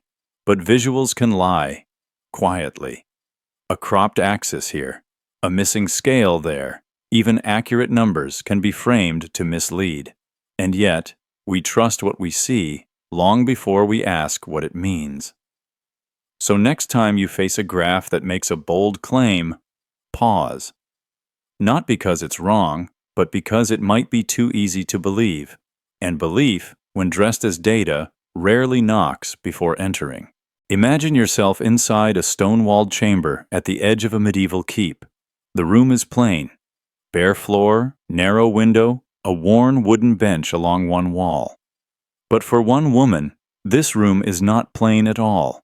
Years ago, it was where she learned of her husband's death in a distant battle. Since then, the light here seems colder, the air heavier. She avoids the room when she can, not because the room has changed, but because something inside her has anchored grief to its stones. This is scar emotion anchoring, the mind's quiet habit of tying deep emotion to physical surroundings. It's not a decision, it's a sensation. Just as a melody can bring tears, or the scent of lavender can resurrect a childhood afternoon, certain spaces, objects, and sounds become containers for memory, especially memory wrapped in joy or pain. In medieval life, where physical spaces rarely changed and rituals repeated through generations, this anchoring was constant. A church bell that once rang during a village wedding might bring comfort for decades. A blood-stained sword hung above a hearth might carry silent unease even after its story faded. The world became a map of private meanings, some treasured, others quietly avoided. Centuries later, neuroscience would show that emotionally charged memories are more vividly encoded, and when they are encoded in moments of high intensity, the surrounding context, smells, textures, rooms, sounds, gets tied to them too. The mind builds associations not through logic, but through presence. You don't return to a place of trauma and feel neutral. You don't hear a certain song and remember it plainly. You feel what you once felt, sometimes even stronger. And so, a place becomes more than a place. A song becomes more than a tune. They become echoes, anchors, scars that remember even when you try to forget. Imagine yourself in a candlelit medieval apothecary, surrounded by jars of dried herbs and handwritten scrolls. A healer offers you 2 vials, one amber, one green, and asks which you'd prefer. You pause, consider, then point to the amber. She nods, as if your choice held great weight. What you don't know is this: both vials contain the same remedy. The choice was real, but the outcome was not. And still, it felt like power. This is the control illusion trap, the subtle psychological tendency to feel autonomous simply because a choice is offered, even when the result is predetermined. The appearance of freedom soothes the mind. It satisfies a deep, ancient need to feel that we steer our lives, not simply drift through them. In modern studies, people rate experiences more favorably when they're allowed to choose, even trivial choices, like selecting the color of a button or the order of a list. In hospitals, patients feel calmer when given options for meal times, even if all meals are the same. The act of choosing generates comfort. It gives the mind something to hold on to. Medieval rulers knew this too. A lord might offer peasants the freedom to select which tax to pay, grain or coin, even though both led to hardship. A commander might let soldiers vote on which bridge to cross, though the route had already been chosen. The illusion of control pacified rebellion. It preserved hierarchy beneath a veil of autonomy. And today, the pattern persists. You choose between nearly identical phone plans. You select from preset political candidates. You customize a product already mass-produced. The framework is fixed, but the illusion lives in the margins. Your mind focuses on the selection and forgets to question the system around it. The comfort of choice is powerful. It mutes discontent. It slows doubt. But it's worth asking, what aren't you allowed to choose? Because sometimes the presence of options isn't freedom, it's decoration. A curtain drawn over a locked door. And behind that door, the real decisions may already be made. Imagine yourself listening to someone speak. Their words float through the air, some clear, some vague, some perhaps not entirely sensible. But as they talk, they nod.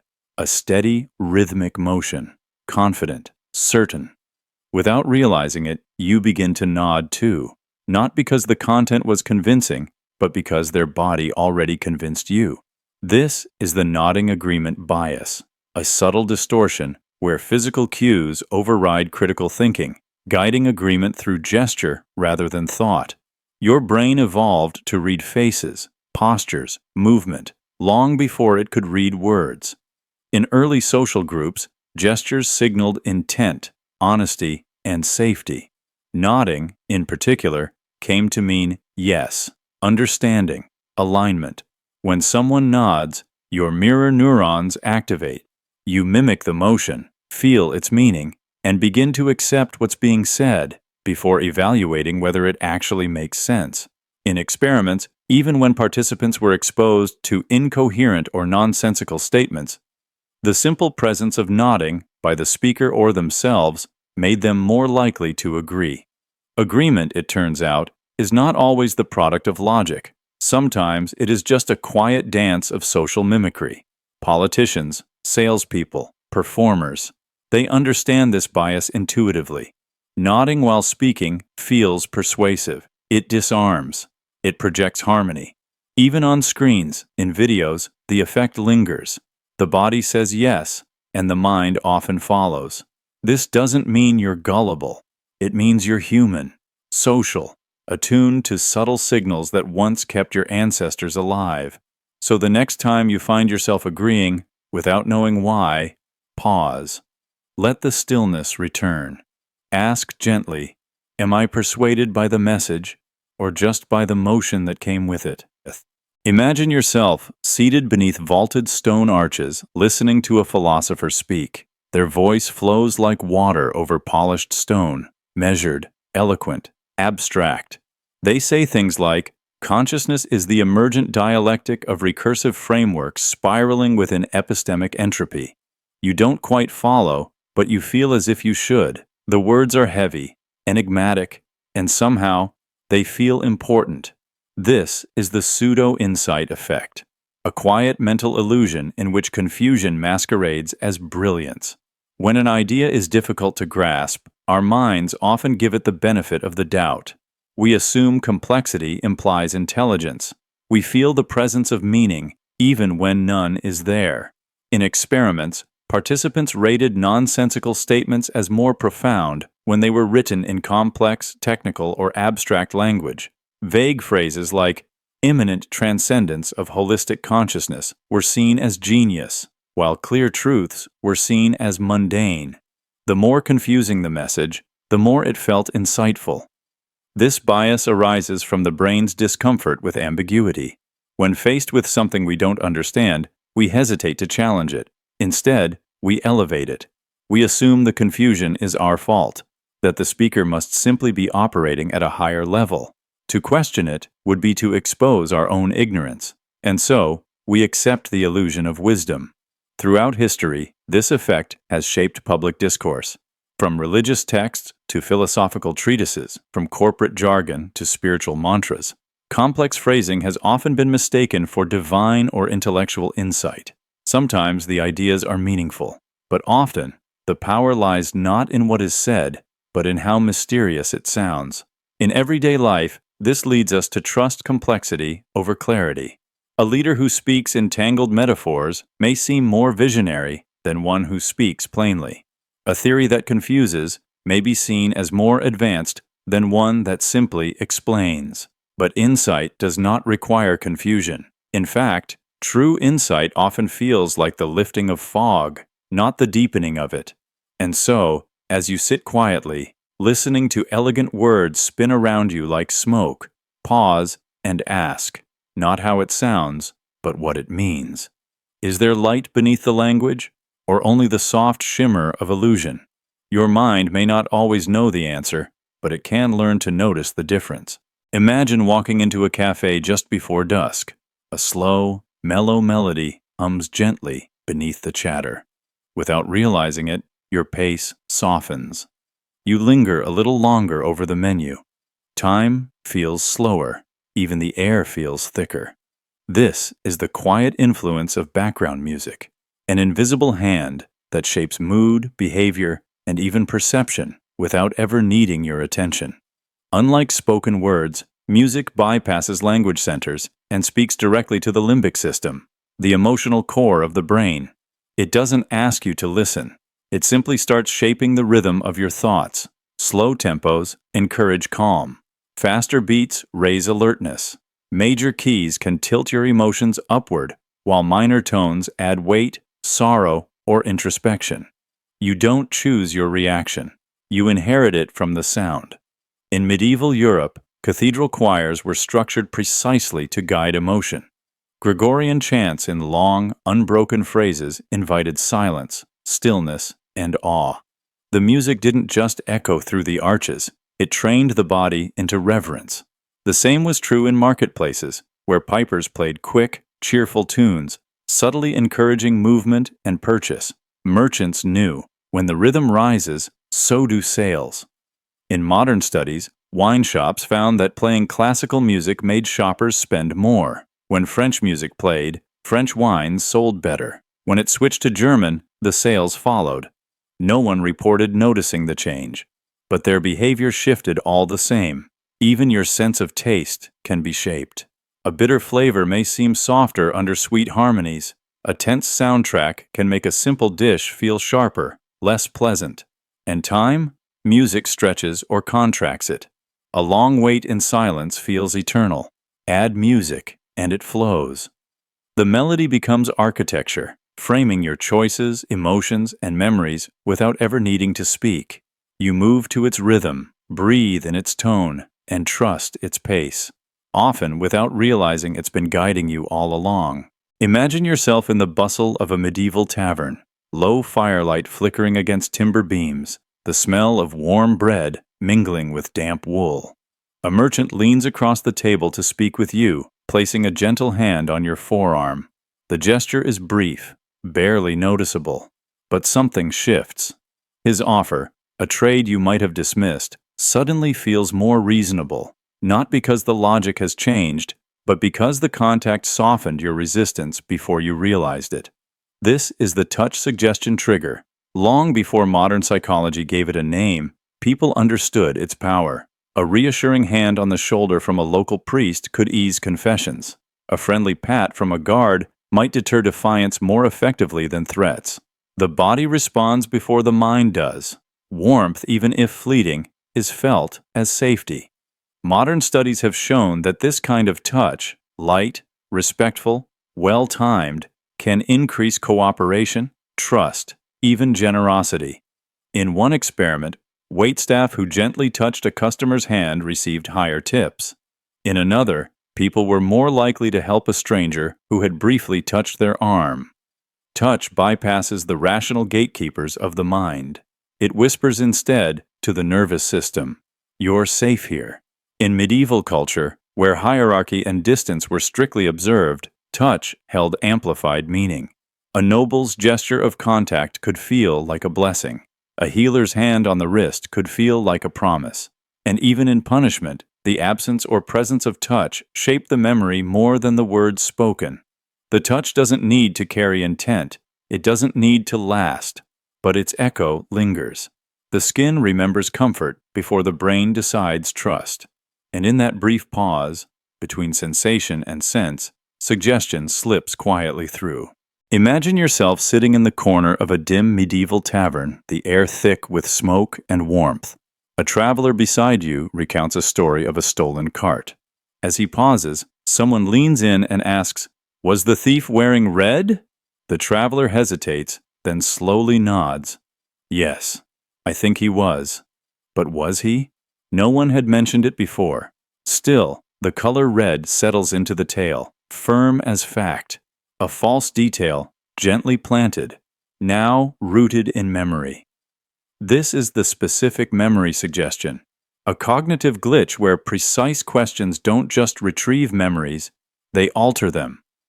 When someone asks, "Did the vase break into 3 pieces?" or "Was the dog barking loudly?" your brain doesn't just recall, it fills in, it adjusts. Over time, that suggestion hardens into belief, and fiction becomes indistinguishable from fact. In the 1970s, psychologist Elizabeth Loftus ran experiments showing just how fragile memory truly is. Participants watched a car crash. When asked how fast the cars were going when they hit each other, responses were moderate. But change the word to smashed, and suddenly, the remembered speeds soared. Some even recalled glass that wasn't there. A single word changed the mental film reel. The medieval world was no different. Witnesses before inquisitors were often asked leading questions. Did you see the mark of the devil on her hand? Over time, these implanted details could replace uncertainty. Accusations became stories. Stories became truth. And memories, under pressure, bent to fit the shape of suggestion. Even in everyday life, the same pattern unfolds. A friend asks, "Wasn't it raining that day?" And suddenly, you're picturing wet cobblestones. A teacher wonders aloud if you felt scared during your first performance, and your memory rewrites the moment with new tremors. The original emotion fades. The question becomes the seed. Memory is not a vault, it's a canvas. Each retelling, each question, adds a new brushstroke. And the more specific the suggestion, the more vivid the painting becomes. What you remember may feel sharp and certain, but sometimes that certainty is just a shadow of someone else's words. Imagine yourself entering a room. The conversation is already flowing. The people around you laugh at a comment, nod at an opinion, agree on something that feels slightly off to you. But you don't speak up. Not at first. And over time, your hesitation fades. You begin to nod too. Slowly, your views soften, shift, or reshape, not from pressure, but from something quieter, alignment. This is the group belief merge, a deep-rooted tendency where the presence of others subtly reconfigures what you believe. It may feel like conformity, but it's more primal than that. In early human history, isolation meant danger. The group meant food, protection, survival. And so, the brain evolved to prize social harmony, to blur the edges of individual belief in favor of shared understanding. Not because the belief is more true, but because it's more safe. Neuroscience shows that being part of a group activates reward circuits in the brain. Agreement brings a quiet sense of relief. Disagreement, especially if sustained, triggers discomfort, even pain. Over time, repeated exposure to group opinions changes not just behavior, but internal conviction. You begin to believe what the group believes, not out of weakness, but out of adaptation. This happens in families, in communities, in digital spaces. You echo phrases you once questioned. You laugh at ideas you once rejected. The group doesn't always force you. Often, it just surrounds you, and your mind does the rest. This isn't failure, it's calibration. A mind tuned for connection, leaning gently toward the rhythm of those around it. So the next time you feel your belief shift in the presence of others, pause. Ask softly, "Is this what I think? Or just what we think, now that I'm no longer alone?" Imagine yourself at a candlelit dinner table. Before you sit two identical glasses of wine. One is said to cost $20, the other just $3. You sip the first. It's rich, smooth, layered. You sip the second, sharper, thinner, somehow less refined. But here's the quiet twist. They are the same wine, poured from the same bottle. Your senses haven't changed, but your expectations have. This is the flavor-price illusion, a subtle trick of perception in which cost shapes experience. When you believe something is expensive, your brain elevates it. Flavor becomes fuller. Texture becomes finer. The mind, quietly and without permission, alters reality to match the price tag. Neuroscientists have shown this in clinical studies. When participants believed a wine was high-priced, their brain's reward centers became more active. Not just their opinions, but their sensory processing literally changed. The illusion was not imagined. It was embodied. This bias is not limited to wine. In restaurants, diners rate the same dish more favorably when it's listed at a higher price, ici. Even coffee, chocolate, and bottled water are subject to this effect. Cost becomes a signal. Value becomes a feeling. And the experience follows the story your brain has already decided to tell. Throughout history, this illusion has shaped status and culture. Nobles preferred rare ingredients, not just for scarcity, but for the pleasure of believing. Spices, once worth their weight in gold, were prized not just for flavor, but for the narrative they carried. In markets and courts, price became prestige, and prestige became taste. And in modern life, this continues. Designer packaging, upscale menus, artisanal labels all suggest rarity, care, refinement. And so we lean in, ready to experience something better. Even if what's on the plate is ordinary, the illusion makes it extraordinary. So imagine again those two glasses, the same liquid, the same temperature, but one wears the mask of luxury and the other does not. Which one do you enjoy more? Perhaps the answer lies not on the tongue, but somewhere deeper, quietly tucked between belief and sensation, where price and perception gently intertwine. Imagine yourself alone in a quiet room. You reach for something you probably shouldn't, something small, harmless, but forbidden. And then you catch a glimpse of yourself. Just a flicker, in a screen or a mirror. The moment stretches. You pause. The impulse fades. What changed? Nothing but a reflection. And yet, that silent image reshaped your decision. This is the reflection focus trick. The subtle psychological effect where seeing your own face, even for a heartbeat, increases self-awareness. When we glimpse ourselves, we don't just become more observant, we become more ethical, more careful, even more aligned with our ideal selves. The mirror, it turns out, is not just glass. It's a quiet moral compass. In ancient temples, polished bronze was often placed near sacred relics. Visitors didn't just see the divine, they saw themselves seeing it.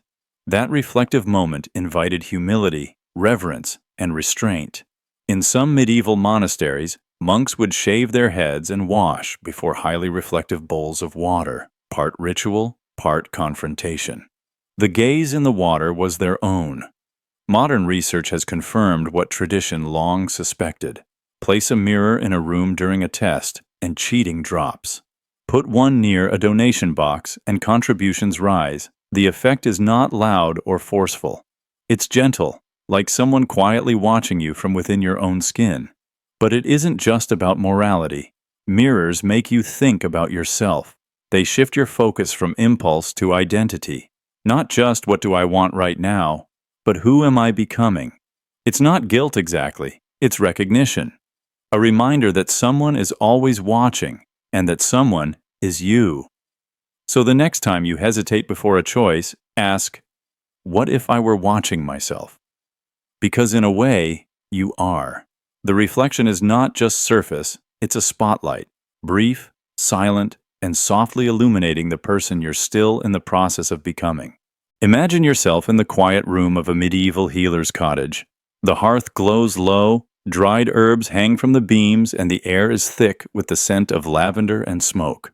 A patient arrives with an aching back. The healer murmurs a blessing, crushes a handful of mint, and places a warm poultice over the pain. The herbs, perhaps, do little, but the patient believes. He exhales. He smiles.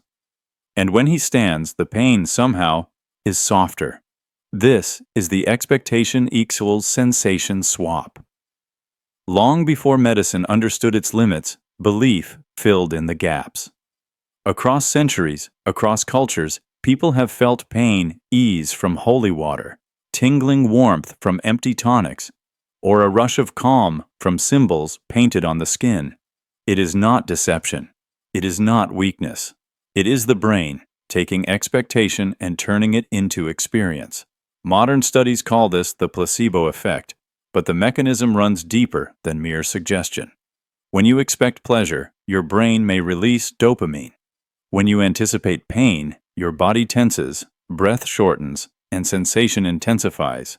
Expectation shapes not just emotion, but physical sensation itself. The body reacts as if the event has already happened. In medieval rituals, this was harnessed in every gesture. A prayer said over wine could make it sacred. A whispered curse could make someone fall ill. A knight's charm beneath his armor could make him braver, faster, not because of the object, but because of the belief woven into it. Even now, you may feel a slight pain lessen when told help is near, or feel heat on your skin when no warmth exists. The mind does not merely interpret sensation, it generates it.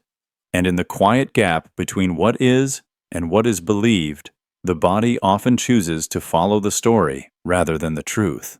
Imagine yourself in a quiet medieval chapel, the walls thick with candle soot and echo. A monk stands before you asking, "Are you sure your oath was true?" You answer calmly, "Yes." A pause. The monk leans in again, softer this time. "Are you certain?" The question hasn't changed, but something in you begins to shift. You frown, search your memory again, not because you lied, but because the repetition itself casts a shadow. Doubt, where there was none. This is the repetition of questions shift, a subtle cognitive effect where hearing the same question twice, especially in close succession, can cause you to second-guess even your clearest beliefs.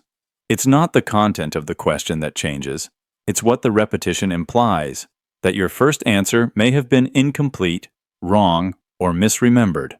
In psychological studies, subjects asked the same question twice in a short span were significantly more likely to alter their answer, simply because they assumed the question was being repeated for a reason. The brain treats the repetition as a signal. Maybe I missed something. Certainty begins to erode. Confidence wavers. And the second answer, more cautious, more pliable, slips in to replace the first. Throughout history, this tactic has appeared in interrogation, persuasion, even teaching. Repeating a question subtly shifts power. It places the listener in a loop, not just of memory, but of self-evaluation. Did I say it too quickly? Did I answer emotionally? Should I rethink?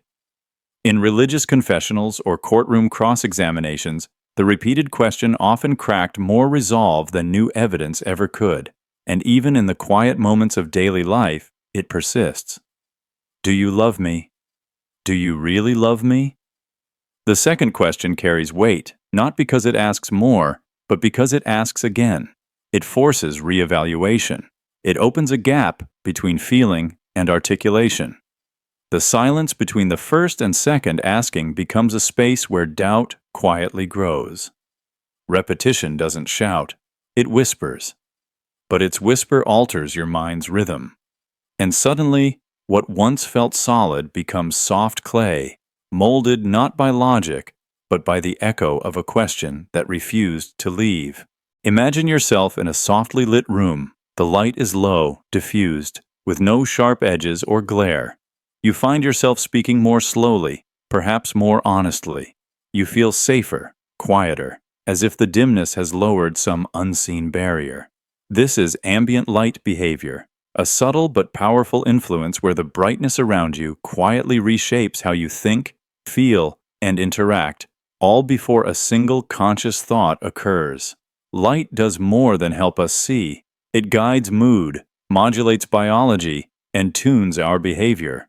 Bright, clinical light activates the alert systems in the brain. Pupils contract, muscles tense. The mind prepares to analyze, to defend, to focus. It is the light of task and vigilance. In contrast, low lighting does something gentler. It lowers arousal. It encourages reflection over reaction, vulnerability over vigilance. Studies have shown that people in dim environments are more likely to share personal details, to disclose emotions, to respond with empathy. Bright rooms, on the other hand, tend to sharpen boundaries, making people more resistant to persuasion, more skeptical, and often more emotionally distant. This effect isn't just cultural, it's physiological. Your body reads brightness as a cue from the environment.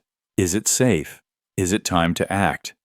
The intensity of illumination is interpreted long before you assign meaning to it. That's why a late-night conversation under a soft lamp feels more intimate than the same words spoken under harsh fluorescence. So the next time you feel yourself opening up or closing off, pause, look around, notice the light, and ask gently, "Am I feeling this, or is the brightness deciding for me?" Imagine yourself sitting in a stone-walled room, its air cool and still. Your hands curl slightly in your lap, seeking warmth. The chair beneath you feels firmer. The space around you feels wider. The conversation, if there is one, remains distant, careful. There is no hostility, but no ease either. Just a quiet gap between people, as though everyone's thoughts are seated a little farther from their bodies. This is the subtle influence of the temperature mood anchor, the way physical warmth or the lack of it shapes your emotional posture. When the body feels cold, the mind retreats. It becomes more analytical, more cautious, less open. You experience others from a greater psychological distance. Your empathy softens, not by choice, but by chemistry. Decades of psychological research have revealed this link. In one study, participants simply held a warm cup of coffee or a cold drink before meeting a stranger. Those with warm hands rated the stranger as kinder, more trustworthy. Those with cold hands were less generous in their judgments. Just a few degrees of temperature had quietly rewritten the terms of emotional connection. The explanation lies in how the brain processes social warmth and physical warmth in overlapping neural systems. To feel warmth on the skin activates regions tied to social closeness, affection, and trust. Warmth is not just sensory, it is symbolic. From infancy, being held, fed, and loved often occurs in warmth. The body learns to associate heat with safety. Cold, meanwhile, brings detachment. It sharpens focus but mutes emotion. It encourages precision, evaluation, solitude. A cold boardroom, a chilly waiting room. These aren't just environments, they are emotional scripts. Throughout history, warmth has shaped ritual and hospitality. Fireside gatherings, hot meals, sunlit temples. People sought warmth not only for comfort, but for connection. To warm the body was to open the heart. So, imagine once again that stone room. If a fire were lit now, if the air thickened with warmth and the shadows softened, would your thoughts lean closer? Would your voice slow, your judgment ease? Perhaps, because in ways both ancient and silent, temperature doesn't just shape your comfort, it shapes your connection. Imagine two people speaking the same words, clear, confident, carefully chosen. But one voice is deep and slow, the other lighter, more melodic. Without meaning to, your mind leans toward the lower tone. It feels grounded, certain, in control. This is the quiet bias of voice pitch dominance, where sound outweighs substance and tone shapes trust before words ever reach your reasoning.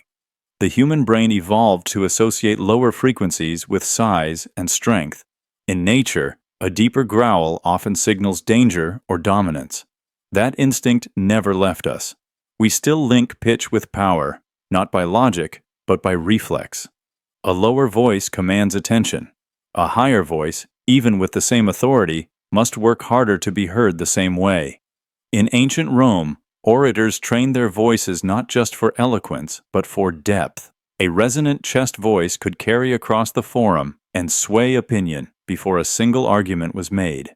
It wasn't the content alone that moved the crowd, it was the presence in the voice. A presence built, in part, on pitch. Even in medieval courts, proclamations were read aloud by chosen voices, those with enough gravity to be obeyed. The higher tones of children and women were often dismissed, not because of lack of insight, but because of inherited bias. Authority, many believed, must sound a certain way. Today, these instincts still echo. Political candidates with deeper voices are rated as stronger leaders. Corporate voices on advertisements drop a few semitones to feel more trustworthy. Even in virtual assistants, voice pitch shapes how we perceive helpfulness and control. But the voice doesn't measure truth. It only guides perception. And when pitch becomes power, we must ask, are we hearing what is being said, or simply how it's being said? Because the voice may echo confidence, even when the meaning is hollow. And sometimes, the truest message hides behind the tone we're trained not to trust. Imagine yourself at dawn in a medieval monastery, walking barefoot across cold stone toward the bell tower. Your task is simple. Ring the bell for morning prayers. You are tired, the wind is sharp, and in your thoughts, a quiet complaint stirs. I have to do this. The words are small, but they settle heavily. The tower feels taller. The bell feels heavier. The morning feels less like ritual, more like burden. But imagine if the words were different. I get to do this. Same task. Same cold. Yet the sentence shifts the center of gravity. The steps no longer feel like duty, but like permission. A privilege. The emotion that follows is not resentment, but quiet purpose. This is the power of reframing internal dialogue. The words you whisper to yourself are not passive. They are scripts, spells. Over time, they do not simply describe what you feel. They become what you feel. In the medieval world, this was embedded in prayers, vows, chants. Repetition was not just for memory, it was for transformation. Monks repeated phrases of humility not because they felt humble, but to become so. Soldiers recited oaths not because they believed them instantly, but because belief would come with time. Modern psychology affirms this ancient practice. Shifting from, I can't handle this to, this is hard, but I'll manage, rewires emotional response. Saying, I failed, becomes lighter when reframed as, I learned. The brain, ever listening, adjusts mood and energy according to the internal language it hears most often. There is no magic in the words, but there is something close, because in the quiet repetition of thought, in the phrases chosen again and again, you are not just narrating your life, you are quietly building it, one sentence at a time. Imagine yourself walking along a winding path through a misty medieval village. The fog is thick and visibility low. As you approach a fork in the road, you spot a wooden sign nailed to a post, octagonal in shape, painted a faded crimson. There are no words, no symbols, just the shape and the color. And still, you slow down. Your body hesitates before your thoughts do. You don't know why, but your brain does. This is the stop sign perception hack, a powerful example of how deeply certain visual patterns are etched into cognition. In the modern world, the red octagon means stop, not because of what it says, but because of what it is. Studies show that even a blank red octagon can trigger hesitation and heightened awareness. No text required. The mere presence of that familiar form engages your mind's braking system. Psychologists call this a conditioned perceptual response. Over time, repetition burns certain shapes and colors into your automatic thinking. You no longer read the sign, you react to it. The shape becomes a symbol. The symbol becomes instinct. And instinct doesn't ask questions. Though stop signs didn't exist in the medieval era, similar visual cues played the same role. Shields, for instance, bore distinct shapes and colors to signal rank or allegiance. Certain carvings on doors warned of plague or exile. The visual message carried weight, even without words. It trained the eyes, and then the reflexes. In modern design, this hack is used widely and quietly. Emergency buttons mimic the stop sign's palette. Warning labels borrow its geometry.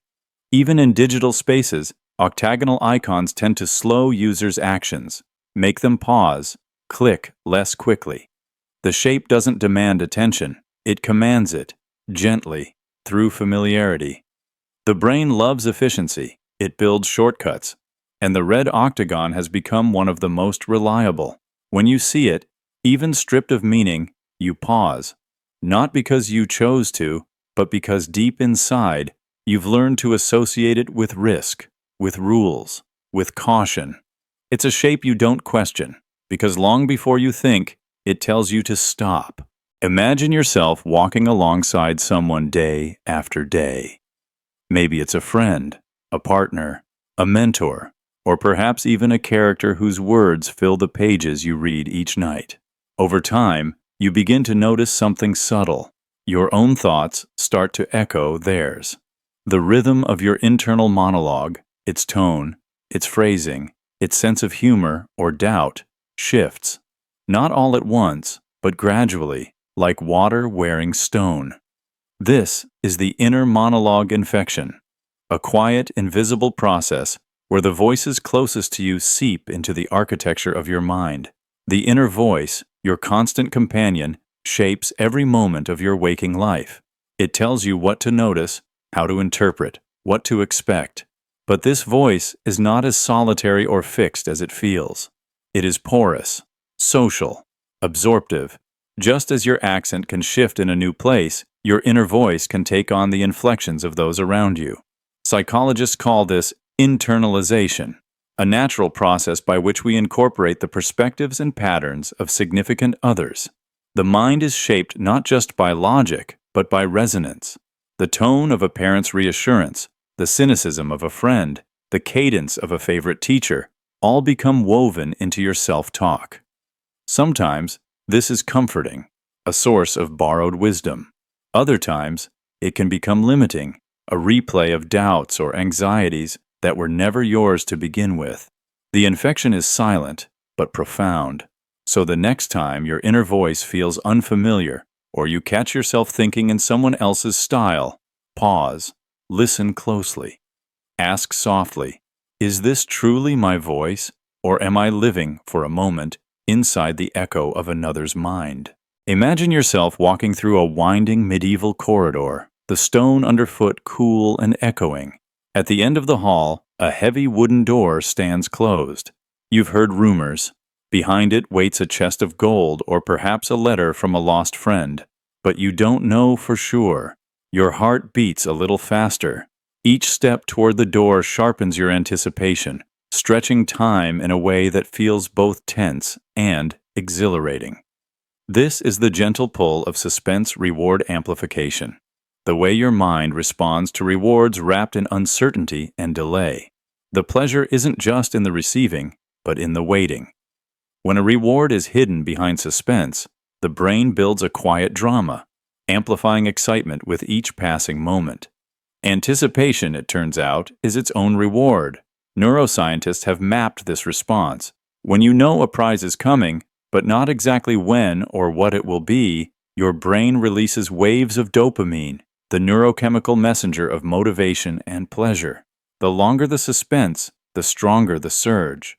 The brain, ever hopeful, spins fantasies, weighs possibilities, and savors the delicious tension of not knowing. When the moment finally arrives, the pleasure feels bigger, more earned, more deserved, because it was preceded by a story. This principle can be found in countless aspects of daily life. The unopened letter, the countdown to a festival, the slow reveal of a birthday gift. Even stories, games, and rituals are structured to build suspense, stoking curiosity and heightening satisfaction. Suspense is not a flaw in the pleasure system. It is the architecture. Throughout history, storytellers and leaders have known this. They hid the answer at the end of a tale, kept treasures locked away, or promised a reward only after a long ordeal. The journey, the waiting, the tension, these weren't just obstacles. They were the spice that turned simple rewards into memorable ones. So, as you reach for the door at the end of your own corridor, notice the trembling thrill of anticipation. The pleasure is not only in what you find, but in the slow, careful walk that leads you there. In suspense, the mind builds a richer story, and the final reward glows brighter for all the patience and wonder that preceded it. Imagine standing before two signs in a shop window. One reads 40% off. The other says 37% off. The difference is small, almost trivial. And yet, the second feels more believable, more precise, somehow more honest. This is the quiet persuasion of number precision distortion, where specificity shapes trust and perception far more than round numbers ever can. The mind is drawn to detail. Even numbers, 40, 20, 100, feel safe, but also generic. They hint at estimation, at rounding up or down, at marketing's easy math. But an odd number, a fraction, a decimal, these whisper of calculation, of measurement, of authenticity. Someone counted carefully, your mind concludes, even if the reality is quite the opposite. This subtle effect was known even in ancient times. Roman tax collectors often wrote exacting amounts, 27 denarii, not 30, to signal legitimacy. Medieval traders, tallying sacks of grain or wool, favored uneven totals to assure wary buyers of fairness. The message: this is what the scales truly say. In modern research, consumers consistently trust prices and discounts like $9.97 or 33% off more than tidy alternatives. It's not logic, but instinct. Precision feels less manipulative. A number that resists roundness seems to resist exaggeration. Even in negotiations and politics, a precise figure carries authority. A lawmaker arguing for $1.27 billion in funding is heard as more informed than one asking for $1 billion. It's a trick of psychology, not arithmetic. But the precision can be an illusion. The number may be chosen for effect, not accuracy. Still, the mind relaxes, soothed by the appearance of truth. We want to believe in the care behind the calculation. So next time a specific number catches your attention, pause. Ask if it's the detail or the data you're trusting. Because in the gentle world of numbers, honesty is often measured not by fact, but by the confidence of a decimal place. Imagine yourself in a bustling medieval guild hall, lit by flickering torches and heavy with the smell of sweat and tanned leather. Apprentices cluster around a master craftsman, eager for a nod, a word of praise, the quick flash of approval that marks a task done well. Each nod is brief, a small win. Yet the thrill it brings is unmistakable. It sharpens attention, quickens the hands, and soon becomes its own pursuit. The apprentices begin to crave not the work itself, but the momentary spark of recognition. This is the micro-win addiction cycle. Long before the era of glowing screens and instant notifications, people were wired for feedback. In the village, a child beams at a neighbor's compliment. In the fields, a worker labors harder for a simple, "well done." The rewards are small, but frequent, and it is their very smallness, their rapid repetition, that hooks the mind. Each win triggers a brief surge of pleasure, a rush of dopamine, and a longing for more. Modern psychology recognizes this cycle in everything from video games to social media to workplace milestones. The mind learns to seek quick hits of affirmation, a like, a score, a smile, over slower, deeper forms of fulfillment. In time, the cycle narrows. The task matters less than the feedback. The goal shrinks from mastery to mere reward. In medieval times, this cycle could trap an apprentice in endless striving for approval, never pausing to savor the skill itself. Today, it nudges you to check your phone, refresh your feed, chase tiny victories. The pattern is ancient, the tools are new. Satisfaction fades as the chase intensifies. The micro-win becomes a craving, not a joy. And until you notice the loop and step outside it, the small sparks never gather into true, lasting warmth. Imagine yourself stepping into a weathered medieval hearthroom, the flickering fire casting shadows on familiar wooden beams. The scent of old leather and dried herbs lingers, a comforting aroma you've known since childhood. The cracked pottery cup in your hand feels precious, even though it's chipped and stained. You smile, forgiving its imperfections, wrapped in the gentle glow of memory. This is nostalgia's gift and its quiet bias. The nostalgia permission bias is the tendency to overlook faults simply because something feels familiar and dear. When the heart remembers, it softens judgment. The flaws, cracks, faded colors, worn edges fade into the background. What remains is warmth, comfort, and a sense of sacredness born not from reason, but from time's tender editing. Psychologists note that nostalgia acts like a balm, soothing anxiety and loneliness by connecting us to a cherished past. But in doing so, it reshapes perception. Ordinary objects, simple songs, or childhood homes become icons of happiness, regardless of their actual quality or utility. The feeling of familiarity grants permission to forgive what would otherwise seem flawed or mundane. Medieval scribes preserved tales of heroes and feasts, sometimes glossing over harsh realities to keep the spirit alive. Songs of old battles glorified fallen knights, ignoring the mud and blood beneath their armor. The past was not remembered for accuracy, but for meaning. a reflection that shaped identity and belonging.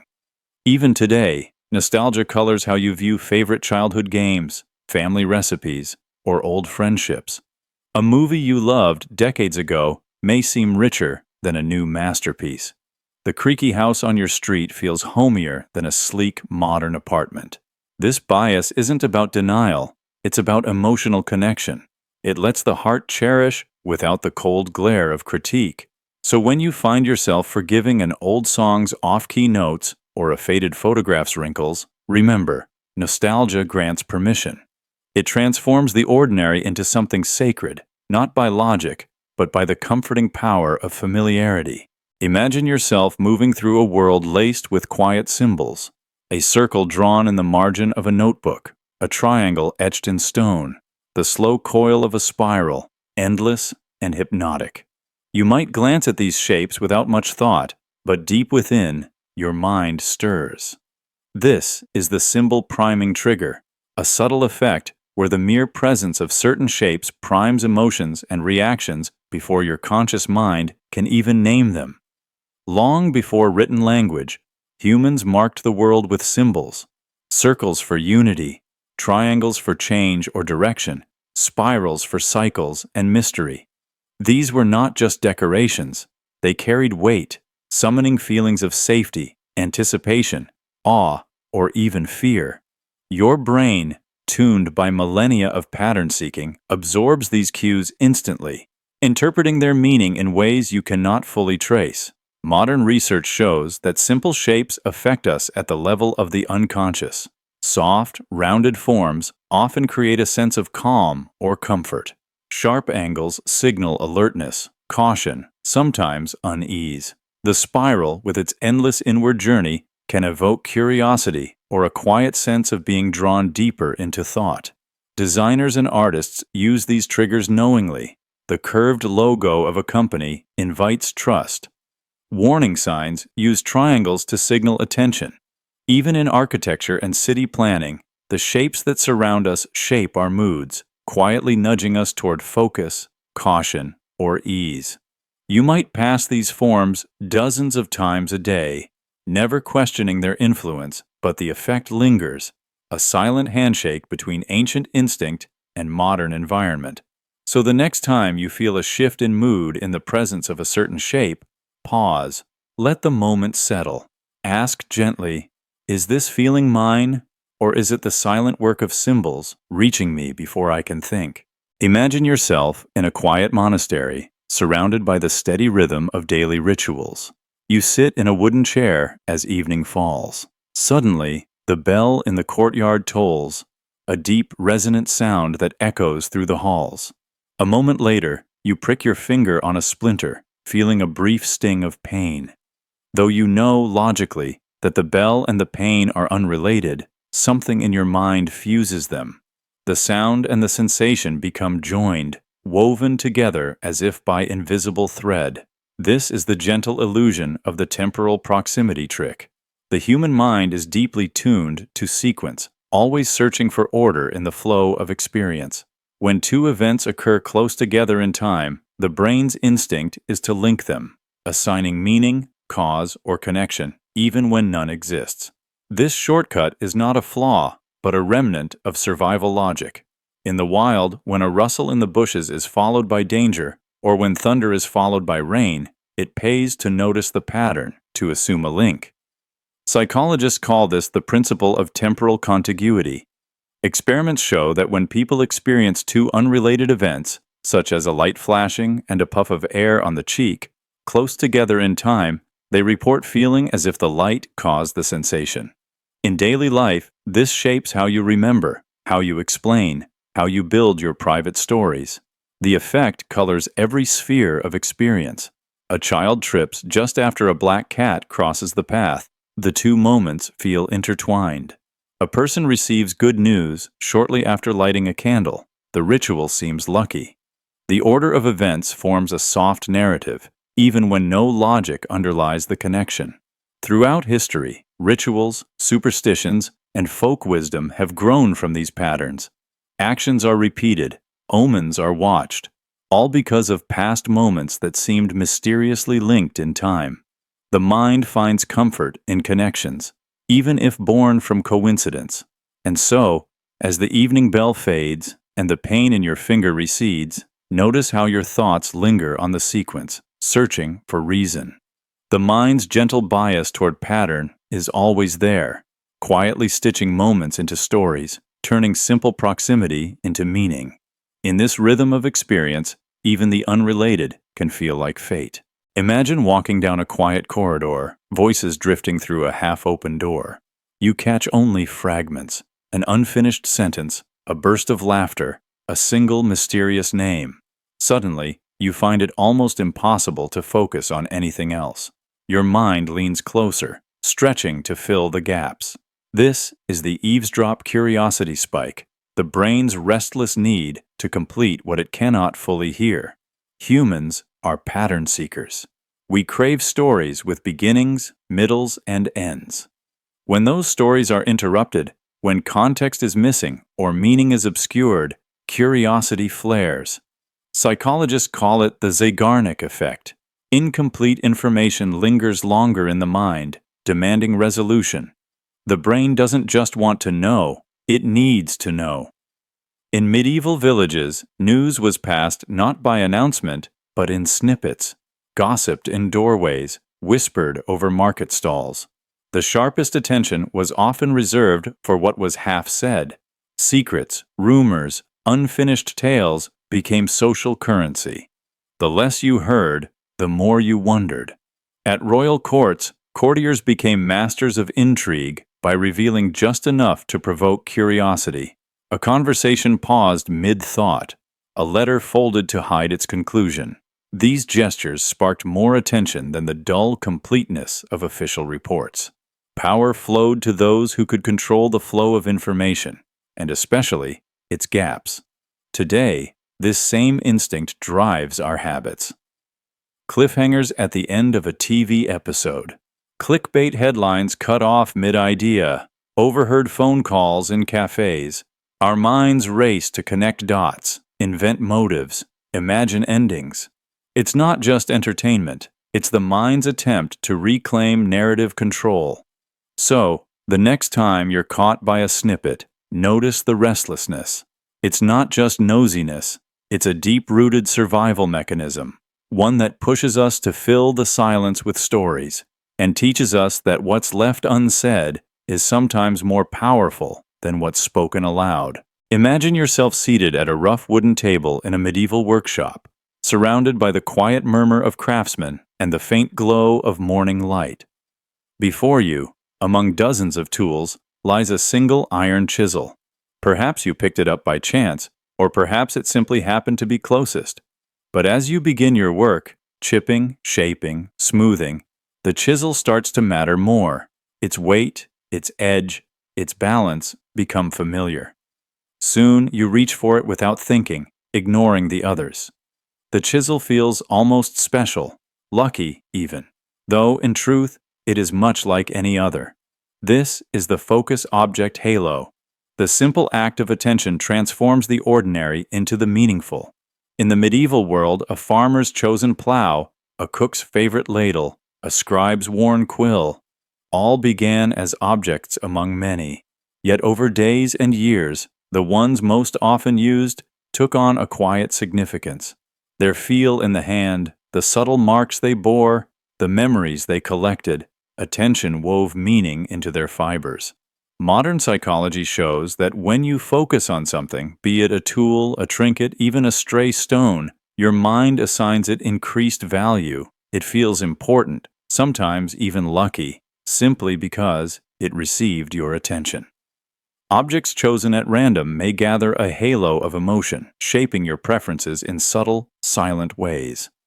In both the medieval world and today, this bias can steer choices and habits.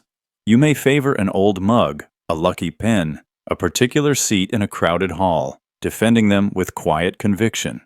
The object itself does not change, but your repeated focus wraps it in meaning. The halo is invisible, but it endures, gently shaping your sense of what matters, one unnoticed choice at a time. Imagine yourself leaving a bustling medieval town, the clatter of carts and chatter fading behind you as you step onto a quiet forest path. The scent of pine needles and damp earth fills your lungs. The steady rhythm of your footsteps replaces the clamor of the market square. With each mile, the weight of everyday concerns seems to lift, replaced by a growing clarity, as if the very air has shifted inside your mind. This is the travel perspective reset, the phenomenon where changing your physical environment even briefly breaks mental habits and opens space for fresh insight.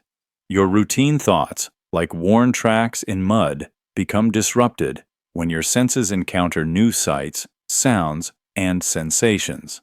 The familiar patterns that trap your mind loosen their grip. Modern research confirms what travelers have known for centuries. Stepping away from daily surroundings reduces cognitive fatigue and mental fixation.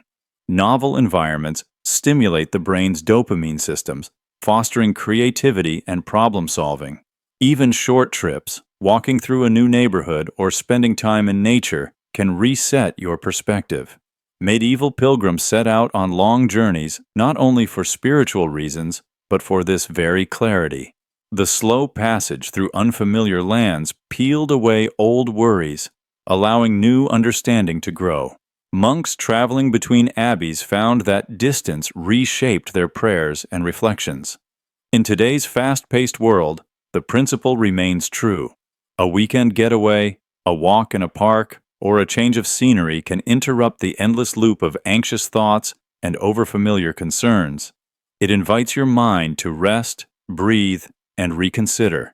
So when your thoughts feel stuck, when solutions seem distant, remember the power of movement. Change your place, and your mind may just follow, breaking free from routine to see the world and yourself anew. Imagine yourself at home on a quiet afternoon. A neighbor stops by asking if you might sign a small petition about a local park. It seems harmless. A moment of your time, no real commitment. You sign, and the day moves on. Days later, the same neighbor returns. This time, the request is larger. Would you volunteer a weekend to help clean up the park? You hesitate, but the earlier agreement lingers. Having already said yes to something small, you feel an unspoken pull to say yes again. This is the foot-in-the-door bias, a gentle but powerful tendency where a minor act of compliance opens the door to larger ones. Psychologists first described this effect in the 1960s, observing that people who agreed to modest requests were far more likely to later consent to more substantial actions. It isn't trickery or manipulation. It's a natural outgrowth of our need for consistency. Once we see ourselves as the sort of person who says yes, we want to maintain that self-image. Each agreement, however minor, gently nudges the boundaries of what we find reasonable. In daily life, you see this everywhere. Marketers ask for your email before your purchase. Friends invite you to a short call before proposing a project. Even in your own mind, a small step, just 5 minutes of exercise, a single cleaned drawer, can pave the way for bigger changes. It feels harmless, even logical. But this bias shapes behavior quietly, making you more likely to say yes not because the new request is sensible, but because you have already started down a path. So the next time you feel the urge to agree to something bigger, after agreeing to something small, pause. Let yourself breathe.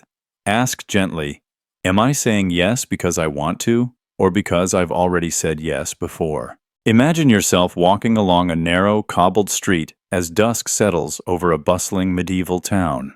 A merchant leans from his stall, eyes bright with calculation, and asks if you'll buy an entire barrel of rare spice, a fortune's worth in a single purchase. You laugh, perhaps a little startled, and politely decline. But then, almost immediately, he offers a handful instead, a small pouch at a modest price. Compared to the first request, the second seems not just reasonable, but generous. You agree before you've had time to weigh its true value. This is the quiet art of the door-in-the-face bias, a persuasion trick that uses contrast to tilt your judgment. By presenting an initial request so large it's almost certain to be refused, the speaker sets a mental anchor. When a smaller, more realistic request follows, it feels like a compromise, even if, under other circumstances, it might have seemed bold. Social psychologists first observed this effect in everyday negotiations and later in carefully designed experiments. People asked to supervise troubled youths for 2 years always said no. But when the same people were first asked for that long-term commitment, then presented with a request to chaperone a single afternoon, most agreed. The unreasonable offer made the reasonable one look inviting. This bias plays out quietly in daily life. Charities may first ask for a large donation, then accept a smaller one. Friends might request an ambitious favor, then settle for something simpler. The mind, sensitive to contrast and reciprocity, interprets the second request as a concession, and you feel subtly inclined to respond in kind. Throughout history, merchants, diplomats, and negotiators have used this principle, sometimes with great skill. By making the unthinkable sound almost normal, they prepare the ground for what they truly want. The rhythm is simple: start big, then settle small. And so, as you move past the merchant's stall, the pouch of spice in your hand, you may wonder why you agreed so quickly. The answer lies not in the price or the product, but in the mind's gentle habit of comparison. In the quiet space between what is asked and what is accepted, the door in the face opens, and you step willingly through. Imagine stepping into a room you've entered 100 times before. The worn carpet underfoot, the faint scent of dust and old wood, the way the light always catches the same corner at dusk. Instantly, your body relaxes. Nothing has changed, and yet comfort settles over you. This is the familiarity equals safety illusion, the mind's quiet tendency to treat the known as harmless, even when logic warns otherwise. Deep in the brain, ancient circuits evolved to prioritize survival, not happiness. In a dangerous world, what you recognized, patterns of shadow, the cadence of a friend's voice, the taste of stored grain, meant you'd survived yesterday and might survive tomorrow. Novelty signaled risk. Familiarity signaled refuge. Throughout history, this illusion shaped more than personal comfort. In medieval villages, people clung to rituals and routines not just out of tradition, but out of a deep-seated sense of safety. The rhythm of the market bell, the repetition of prayers, the cycles of planting and harvest, all were threads in a tapestry of predictability. Even if hardship or danger lurked, the familiar gave it a softer edge. Yet this bias is not always protective. Habits, once formed, are hard to break, not because they're beneficial, but because they're known. A bad routine, a toxic relationship, a stale idea, each can feel safe only because it is familiar. Change, even if positive, feels jarring. The brain clings to the old pattern, whispering that comfort and safety are the same. Today, marketers and designers lean into this instinct. A familiar jingle, a well-worn logo, a user interface that echoes past experiences, all trigger a subtle sense of trust. The mind relaxes, sometimes lowering its guard against what should be questioned. So when you find comfort in repetition, pause. Ask, is it truly safe or simply known? Survival once depended on familiarity. Now, awareness depends on recognizing its gentle, persistent illusion, so you can step outside the familiar when you need to and not mistake comfort for truth. Imagine yourself in the echoing great hall of a medieval castle, its stone arches shadowed by torchlight. At the center, the Lord sits high on a wooden dais, unmoving as the world stirs around him. Servants hurry, courtiers murmur and fidget, but the Lord's stillness is striking, his hands folded, his gaze unwavering. No wasted gesture, no nervous shift. In that quiet, every eye turns to him. Without a word, he commands the room. This is the subtle language of power, the stillness equal authority signal. In medieval courts, those who held themselves motionless projected command. Guards stood as statues. Judges delivered sentences with calm, unhurried gravity. The less a person moved, the more the crowd deferred, instinctively sensing composure, control, and a mind above common worries. Modern research supports this ancient wisdom. When leaders move slowly or remain still, onlookers unconsciously read their restraint as confidence. Movement, by contrast, suggests anxiety or lesser rank. In experiments, even small children recognize the difference, assigning leader status to the figure who holds still while others fidget. This authority bias shaped medieval rituals too. The king's audience was made to wait, heightening anticipation.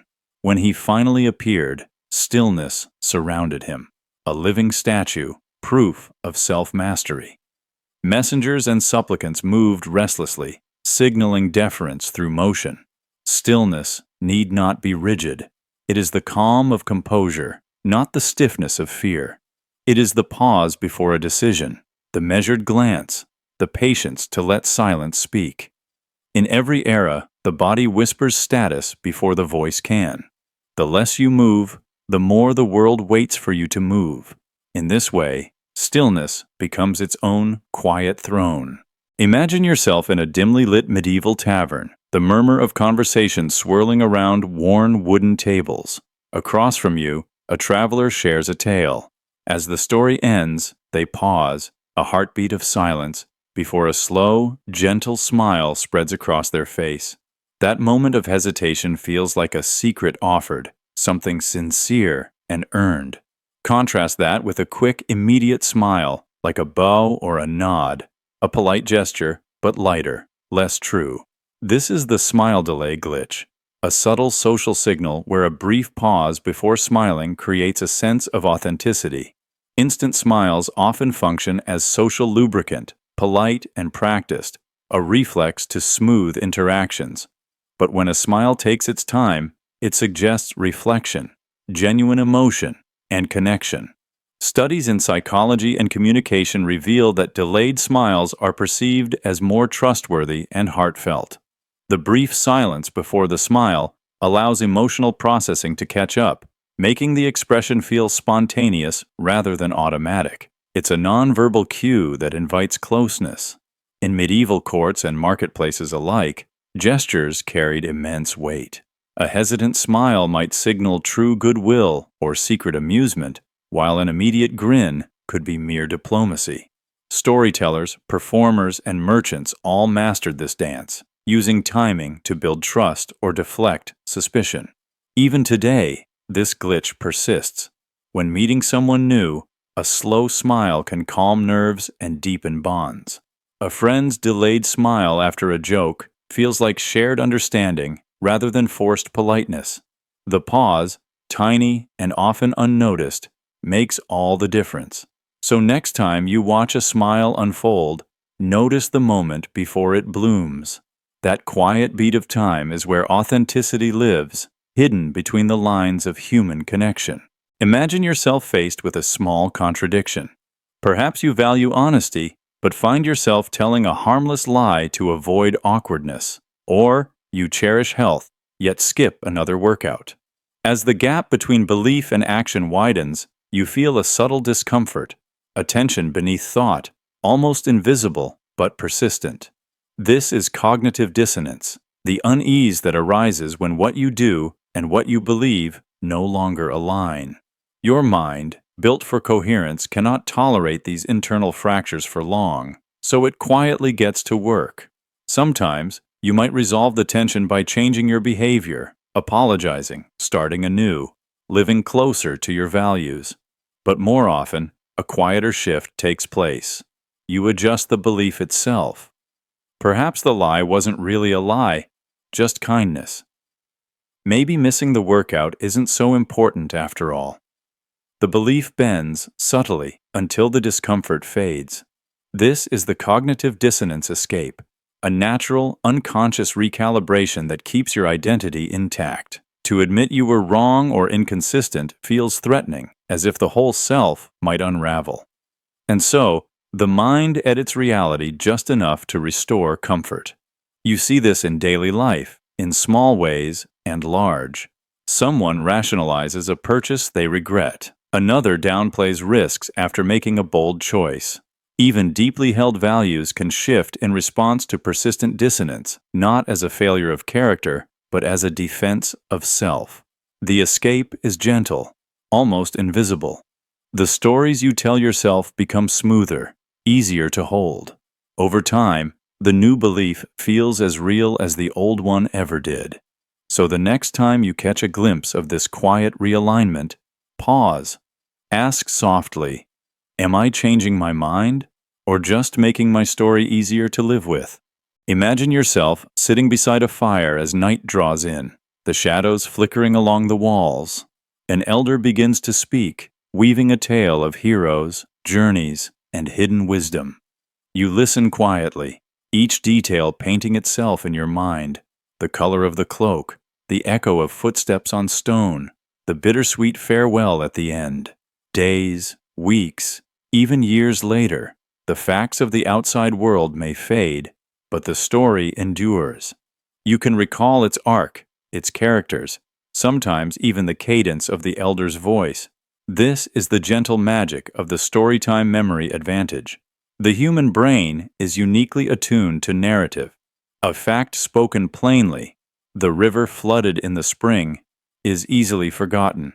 But wrapped in story, the swollen river burst its banks one stormy April night, carrying away the miller's dreams. The same fact lingers, almost effortlessly, in memory. Researchers have shown that narrative structure acts as emotional glue. Stories organize information into sequence, cause and effect, intention and feeling.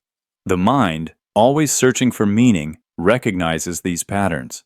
Emotional cues, a triumph, a twist, a loss, anchor details in the mind far more firmly than any isolated data point.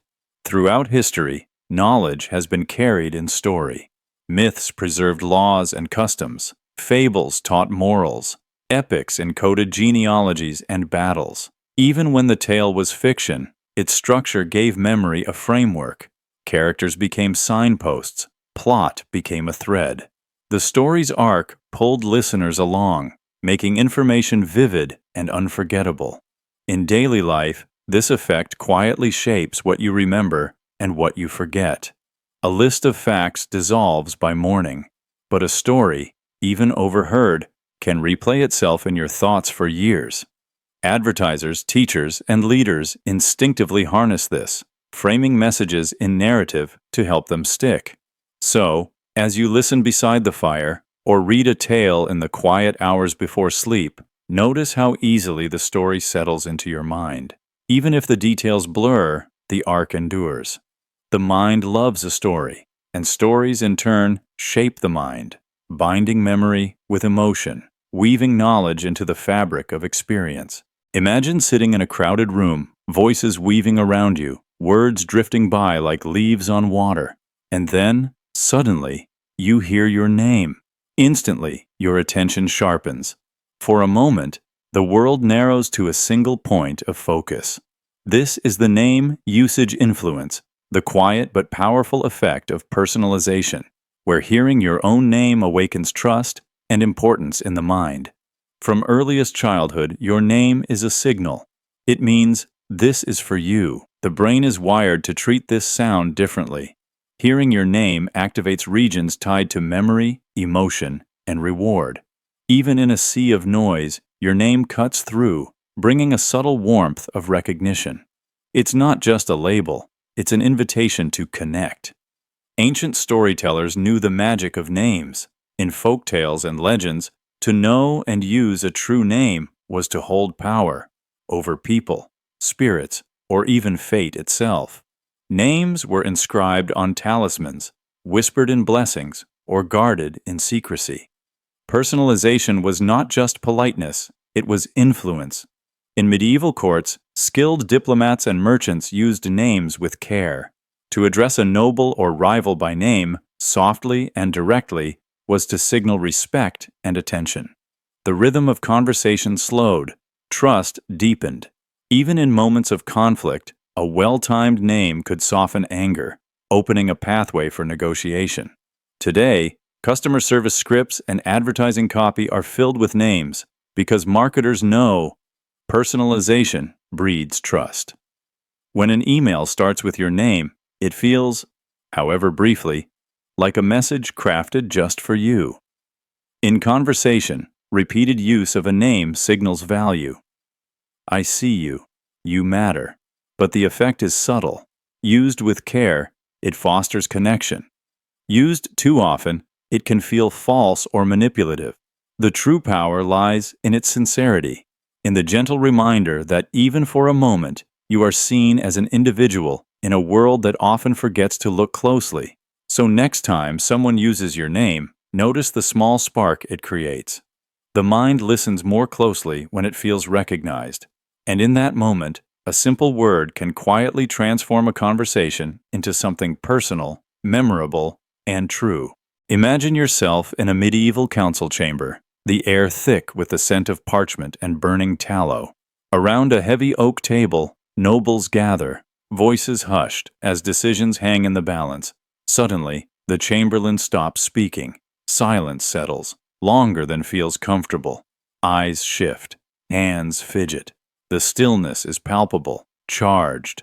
Unspoken pressure mounts with every tick of the clock until someone, anyone, feels compelled to speak, to break the quiet with suggestion or agreement.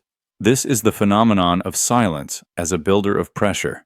In the medieval world, seasoned negotiators and judges wielded silence as a tool, knowing that a well-placed pause could unsettle even the boldest adversary.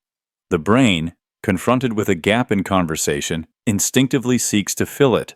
The longer the quiet lingers, the more urgent this impulse becomes. Thoughts race, confidence wavers, and the mind becomes increasingly receptive to new ideas, however impulsive. Modern psychology confirms this ancient strategy. In studies, interviewers who pause after a question often elicit more honest or revealing answers. Salespeople who fall silent after stating a price nudge customers toward agreement. The discomfort of silence amplifies suggestibility, nudging decisions that might otherwise have been postponed. In the echoing halls of castles and today's boardrooms alike, silence can speak louder than words. It is not just absence, but a presence, a force that builds tension and heightens awareness. Your mind leans forward, eager to restore balance, sometimes at the cost of your own best judgment. Silence, then, is never empty. It is a gentle weight, shaping conversations and steering outcomes, one pause, one heartbeat at a time. Imagine yourself in a medieval village square bustling with townsfolk. A rumor spreads quickly. A merchant's mysterious new wares have arrived. At first, only a few curious eyes glance toward his stall, but as more gather, whispers grow louder, and soon the entire crowd's attention focuses there. Even those uninterested before begin to look, drawn by the collective gaze. Suddenly, the merchant's goods seem far more valuable and urgent simply because everyone is watching.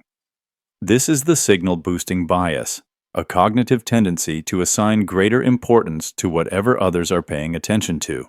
When a subject attracts widespread notice, your mind assumes it carries weight, truth, or relevance. The social proof acts like a spotlight, intensifying your perception beyond the object's inherent value. In medieval times, town criers, proclamations, and public gatherings shaped collective focus. The crowd's energy amplified messages, turning ordinary events into pivotal moments. A single herald's announcement could be ignored, but repeated attention by many made it significant. Markets, fairs, and festivals thrived on this dynamic, where shared notice created trends and priorities. Modern psychology confirms this bias through experiments on social conformity and information cascades. When people observe others fixating on an issue, they often follow suit, even if their own information is limited or contradictory. It's a shortcut for navigating complexity. If many deem it important, it probably is. The digital age intensifies this effect. Viral posts, trending topics, and likes create waves of attention that boost perceptions of importance. What's amplified becomes meaningful, regardless of substance. Signal-boosting bias shapes not only what we notice, but also what we value. In the dance of collective attention, Meaning is less about inherent truth and more about shared focus.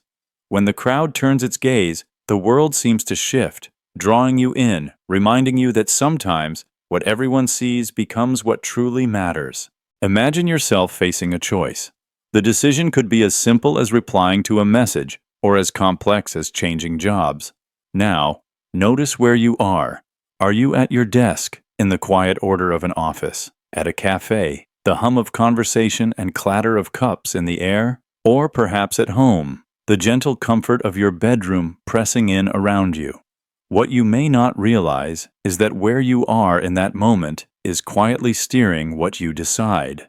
This is the location-based decision shift, the subtle, often unnoticed influence that your physical setting has on your thoughts, feelings, and choices. Researchers have found that the spaces we inhabit shape more than mood.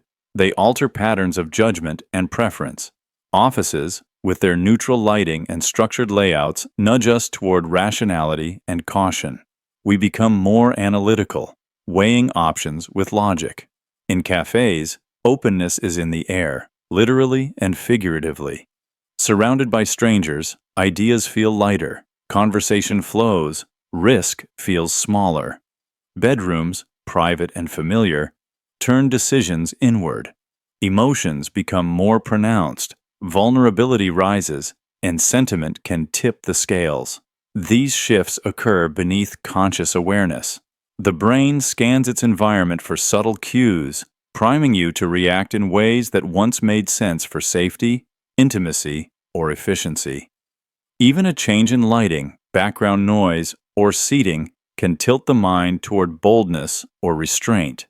So the next time you face a choice, big or small, pause and take in your surroundings. Ask gently, am I deciding with my mind, or is the room deciding with me? Imagine yourself entering a grand hall for a feast, the long table gleaming with polished wood and flickering candlelight.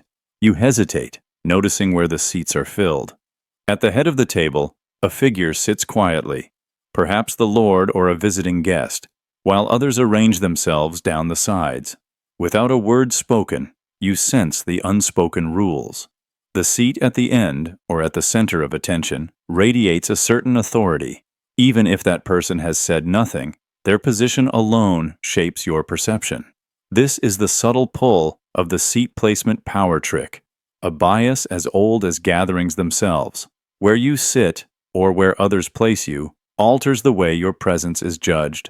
People at the head of the table or at focal points in a group are seen as more powerful, decisive, or worthy of respect. The silent geometry of the room shapes social hierarchy. Social psychologists have mapped this effect in meetings, families, classrooms, and courtrooms. In experiments, the person at the end of the table is assumed to lead, even if decisions come from elsewhere. The one in the physical center of a circle draws the gaze, their words weighted more heavily by simple proximity. The roots of this bias stretch deep into history. In medieval banquets, the lord or chieftain always presided from the end or the center. In council chambers, the chairperson's placement signaled authority. Even in casual gatherings, a subtle choreography occurs. Those who wish to influence and those who sense their own status choose their seats with care. Position becomes silent language, communicating power, inclusion, or distance. In modern life, the effect persists. In business meetings, the person at the head table often sets the agenda. In group photos, those in the center or front row draw the eye. The arrangement is seldom accidental. Each seat suggests something about who matters. So, as you find your place at any table, literal or metaphorical, notice the quiet sway of position. The mind, without conscious thought, assigns status to seats and to those who fill them. Power sometimes speaks in words, but often it whispers in arrangement, in the shape of a table, the arc of a circle, and the spaces between us. Imagine yourself sitting in a quiet office, working alone, but in the corner, a small black dome, a camera, real or not, watches silently. Suddenly, you notice your posture. You choose your words with care. Habits soften, temptations fade. This is the camera awareness effect, the subtle but powerful shift that happens when you know, or even suspect, you are being observed. The mind is deeply social. For most of human history, survival depended on reputation within the group. Eyes meant judgment. Judgment meant acceptance or exclusion. Even the suggestion of being watched, an image of eyes, a mirror, or a camera lens, triggers ancient circuits. Behavior becomes a little more idealized, a little more careful, without conscious intent. In medieval monasteries, monks ate in silence beneath the painted gaze of saints on the walls. The silent eyes reminded them of their vows, subtly curbing selfish impulses. In public squares, rulers placed statues and inscriptions as constant witnesses to the people's actions, gently guiding choices through the mere feeling of oversight. Today, studies show that the effect persists even with artificial eyes. Place a fake camera in a cafeteria, and food waste drops. Add posters of staring eyes above a donation box, and contributions rise. The mechanism is simple. Observation, real or imagined, primes us to align with social ideals, to restrain impulses we might otherwise indulge. Even knowing a camera is fake doesn't fully dissolve its power. The symbol alone can make us more honest, more generous, more cautious. It's as if a silent audience lives just out of sight, inviting us to be the best version of ourselves, if only for a moment. Yet, the camera's gaze can bring tension too. An undercurrent of self-consciousness, a pressure to perform. The trick is to recognize the effect, to find a balance between natural self and ideal self. So, next time you notice a camera, or even a painted eye, pause. You are not just being watched. You are watching yourself through the imagined gaze of others, quietly negotiating between who you are and who you hope to be. Imagine yourself standing in the center of a medieval village square, sunlight catching on cobblestones and linen banners. Before the crowd, you declare your allegiance to a guild, a cause, or a leader. The words echo, carried by curious ears and silent expectations. In that moment, you become not just a person, but a promise. Eyes linger, whispers ripple. The air grows heavier with the memory of what you have said. This is the commitment pressure loop, an ancient bias woven into the mind's desire for consistency. In the medieval world, oaths were public and binding, uttered in front of witnesses and inscribed in ledgers. Once spoken, a vow was more than intention, it was identity. Breaking it was not simply an error, but a fracture, threatening honor, safety, even survival. Even in private, the mind resists change after a public commitment. The words you chose, the posture you struck, circle back as invisible pressure. To shift your stance now feels dangerous, as if your very self is at stake. The thought of losing face, or worse, feeling shame, compels you to double down, even when evidence shifts or doubt arises. Modern psychology calls this commitment bias. Studies show that after making a public statement, people will ignore contradictory information, reshape memories, or rationalize new events to defend their original position. The cost of changing your mind grows, not just in the eyes of others, but in the quiet privacy of your own mind. In the medieval square, you learn to live inside your declaration, wearing it like a second skin. In today's world, the loop persists in social media profiles, career paths, and opinions spoken aloud. Once public, the promise becomes its own warden, holding you steady, sometimes far past the point where letting go would bring relief. The mind, longing for safety, mistakes commitment for truth, and so the loop continues, quietly binding belief to ego. Imagine yourself wandering through a bustling medieval market. You spot a merchant's stall advertising a rare spice. Only a handful of bags remain, and a small sign declares, "Nearly sold out." Nearby, a crowd clusters around a brightly colored fabric labeled, "Most popular choice."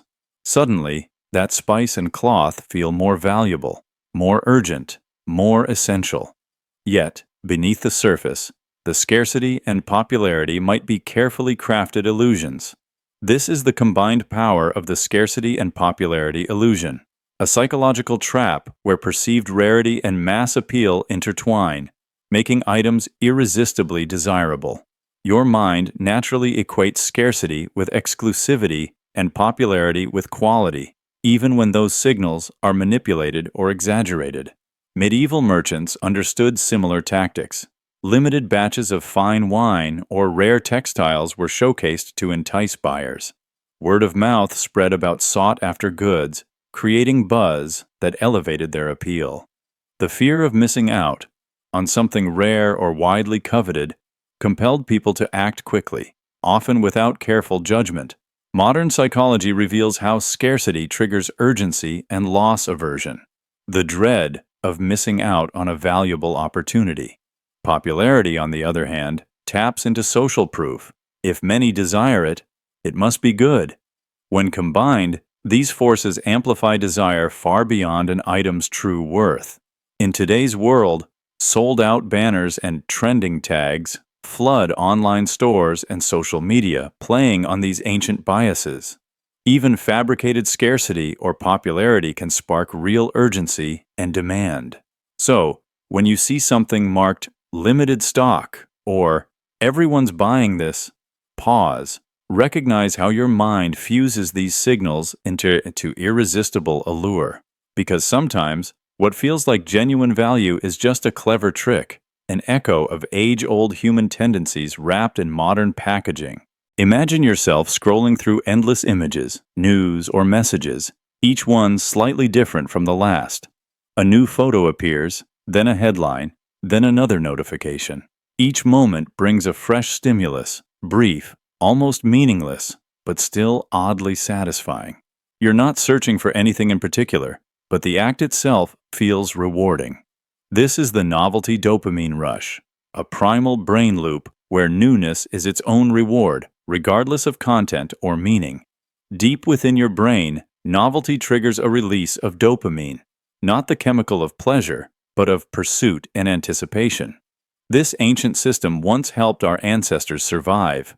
The animal that investigated new things was more likely to find food, shelter, or safety.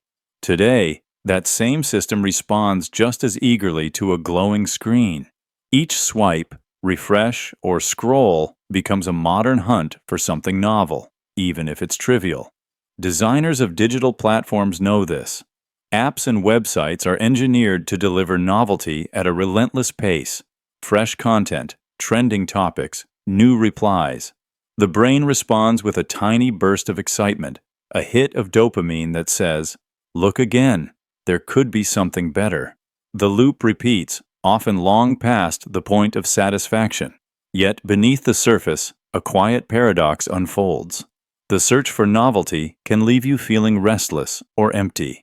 The more you chase, the less each discovery seems to matter. Still, your mind urges you onward, pulled forward by a system that confuses the new with the meaningful. So the next time you catch yourself seeking novelty for its own sake, pause. Let your attention settle. Ask softly, is this really excitement, or just my ancient brain chasing newness for its own reward? Imagine yourself standing in the center of a medieval square as morning breaks. The market is just beginning to stir, vendors arranging their wares, the scent of fresh bread drifting in the air. You notice one stall with a small line forming. Then, almost as if pulled by a silent thread, more people join. The crowd grows quickly, voices rising with excitement. You feel a subtle pressure, a quiet curiosity. Something important must be happening there. This is the quiet force of the momentum equals meaning trick, the way your mind reads speed and growth as signals of value. When you see something gaining followers, selling rapidly, or gathering sudden attention, your brain instinctively upgrades its worth. It must be good, you think. It must be meaningful. Why else would so many people be drawn to it so quickly? Social psychologists have observed this effect in every era. A song that leaps to the top of the charts overnight is assumed to be a masterpiece. A book with thousands of sales in its first week feels like a must-read. In the medieval world, a preacher who gathered a crowd in minutes was whispered about as a prophet. his words given more weight simply because others rushed to hear them. This bias is rooted in ancient survival logic. If a group of people ran toward a food source or away from a threat, speed signaled importance, act now or risk being left behind. The mind, shaped by generations of such moments, still responds to rapid change as if it were urgent and meaningful. In daily life, momentum continues to shape perception. Viral videos, trending topics, stock market surges, all feel more legitimate, more vital, when their growth is sudden. Marketers know this, using phrases like selling out fast or limited time only to amplify your response. Hype becomes its own form of proof, but momentum is not always meaning. The thing that grows fastest is not always the best, the truest, or the most lasting. Sometimes, it's just the loudest. Yet the mind is drawn to speed, reading momentum as a kind of gravity, pulling attention and judgment along for the ride. So, as you watch the crowd in the square or scroll through the day's headlines, notice the sway of momentum. Ask not just what is moving quickly, but why, and whether speed alone is reason enough to believe. In the end, meaning is found not just in movement, but in the quiet that follows when the rush has passed. Imagine listening to two people give advice. One is a polished expert, distant and precise. The other seems ordinary. Maybe they share your accent, style, or even a small nervous gesture you recognize in yourself. Their words echo something familiar. Without realizing it, you find yourself nodding, trusting, believing. This is the testimonial mirror bias, the quiet power of similarity, where even slight resemblance can outweigh authority. The brain is tuned for belonging. In early human tribes, safety meant sameness.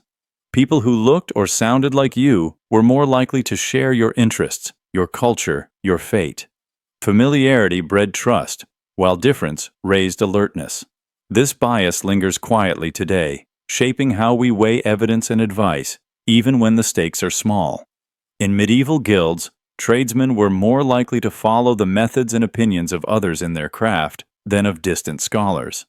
Advice from someone with ink-stained fingers or weathered boots felt trustworthy because it mirrored daily life. Expertise mattered, but relatability sealed loyalty. Modern marketers use this instinct knowingly. Customer testimonials are often chosen for relatability. People like me sell more than celebrity endorsements or technical authorities. Research shows that you'll believe a product review more if the reviewer shares your background, habits, or quirks. Even tiny similarities, a hometown, a hobby, a style of speech, can turn skepticism into trust. The effect runs deep. Studies find that patients follow health advice more closely when the doctor shares aspects of their culture or language. In hiring, in voting, even in choosing where to eat, we gravitate toward what reflects us. But this mirror can distort. Sometimes, resemblance hides the absence of substance. Familiarity feels safe, but isn't always wise. True expertise can sound foreign, uncomfortable, or new. So when you find yourself drawn to advice that just feels right, pause. Ask if it's the wisdom you're hearing, or simply the echo of your own reflection. In a world full of voices, the one that resembles yours will always seem louder. But sometimes, the truth waits in the unfamiliar, just beyond the comfortable mirror. Imagine yourself in the winding stone corridors of a medieval castle. Before you, a heavy wooden door stands closed, its iron lock cold beneath your hand. With patience, you slide a key into the mechanism, feeling the tumblers shift. The door gives way. Beyond it, a hidden alcove, a forgotten storeroom, perhaps only dust and darkness. Yet the space now feels special, yours in a subtle, private way. Simply by unlocking it, you have forged a quiet bond. This is the unlock equals ownership hack, a trick of the mind as old as locked doors and riddles. In the medieval world, owning a key or knowing a secret meant status, privilege, and responsibility. Whether it was a merchant's chest, a guildmaster's ledger, or a scholar's cabinet, The act of unlocking didn't just grant access, it created a sense of achievement and personal claim. The object or space became more than material. It became a reward, earned by action. Modern psychology describes this as the IKEA effect, an endowment effect. When you invest effort, whether assembling furniture or cracking a code, the result feels more valuable. The mind rewrites the story of ownership. You did not merely receive this thing, you earned it. The emotional attachment deepens, shaping pride, loyalty, even protectiveness. In medieval life, unlocking was rarely just mechanical. Rituals and puzzles surrounded sacred relics, royal treasuries, or secret gardens. Those who solved them felt an instant, potent connection. The same mechanism is at work today, when digital apps reward you for unlocking features or games deliver treasure chests after small triumphs. Unlocking changes the emotional landscape. The earned becomes cherished, the found becomes claimed, and the mind, eager for meaning, weaves a silent thread of ownership, one puzzle, one key, one moment at a time. Imagine yourself sitting alone beneath the vaulted arches of a medieval cathedral, the flicker of candlelight casting dancing shadows on ancient stone. Your mind drifts to questions whispered through the ages. What is my purpose? What remains when I am gone? Who am I beneath all titles and roles? These thoughts stir a quiet weight within you, heavy, profound, undeniable, even if their answers remain elusive or illogical. This is the existential echo effect, the phenomenon where ideas touching on mortality, identity, or meaning gain a gravity that transcends reason. When a thought brushes against the core of existence, it reverberates through the mind, echoing with significance simply because it feels profound. The deeper it resonates emotionally, the more your brain accepts it as true, regardless of logic or evidence. Throughout history, philosophers, poets, and mystics have grappled with these themes. Medieval scholars debated the soul's immortality. Monks contemplated the fleeting nature of life amid eternal faith. Their reflections, rich with emotion and mystery, carried power far beyond the facts, shaping belief and culture. Modern psychology shows that emotional intensity can amplify conviction. Existential questions engage brain regions tied to self-awareness and emotion, embedding ideas in memory with enhanced significance. Even paradoxes or uncertainties become anchors of truth if they strike these chords. This effect explains why haunting questions linger, why certain truths feel undeniable even when they defy proof. When pondering mortality or identity, the mind senses a mirror, not just of facts, but of the self itself. That resonance lends ideas a weight that no argument can easily undo. So, when a thought about existence feels deeply true, remember, it is the echo of your own being, reverberating through your mind. It gains strength not solely from logic, but from the profound connection it sparks within you, a timeless dialogue between thought and soul. Imagine yourself in a room, listening as someone explains an idea with unwavering certainty. Their words flow smoothly, every sentence delivered with clarity and conviction, even if, beneath the surface, the logic drifts or the facts dissolve. Still, you find yourself nodding, agreeing, perhaps even feeling enlightened. Only later do you realize that much of what was said was hollow or even nonsensical. This is the confident nonsense illusion, the subtle power of certainty, where confidence persuades more deeply than content ever could. From early life, your brain is tuned to treat confidence as a signal of reliability. In ancient groups, the person who spoke with certainty was likely to be trusted and followed. After all, hesitation might have meant danger. That instinct persists today. The tone of voice, the rhythm of speech, the posture and poise, these cues prime your mind to accept, sometimes before you analyze the message itself. Experiments have shown that people rate confident speakers as more knowledgeable, regardless of what they actually say. The illusion works not because you are careless, but because your social brain seeks leaders, anchors, and direction. Uncertainty feels uncomfortable. Conviction provides comfort. This effect is visible in every sphere: media, politics, meetings, even casual conversations. Charismatic speakers draw crowds, sway opinions, and plant seeds of belief, sometimes with little more than a well-timed pause or a steady gaze. None of this means you're easily fooled. It simply means you're wired to respond to signals of certainty, sometimes ahead of substance.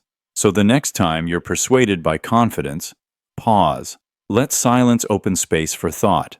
Ask gently, is this truly wisdom, or just the familiar comfort of conviction, dressed up as truth? Imagine yourself in a candlelit chamber, where scholars gather around a heavy wooden table. A newcomer enters, dressed in fine robes, carrying a stack of leather-bound books. They speak with measured confidence, their words flowing smoothly, each sentence laced with technical phrases and practiced gestures. No one pauses to ask about their training or past achievements. Instead, the room leans in, attentive.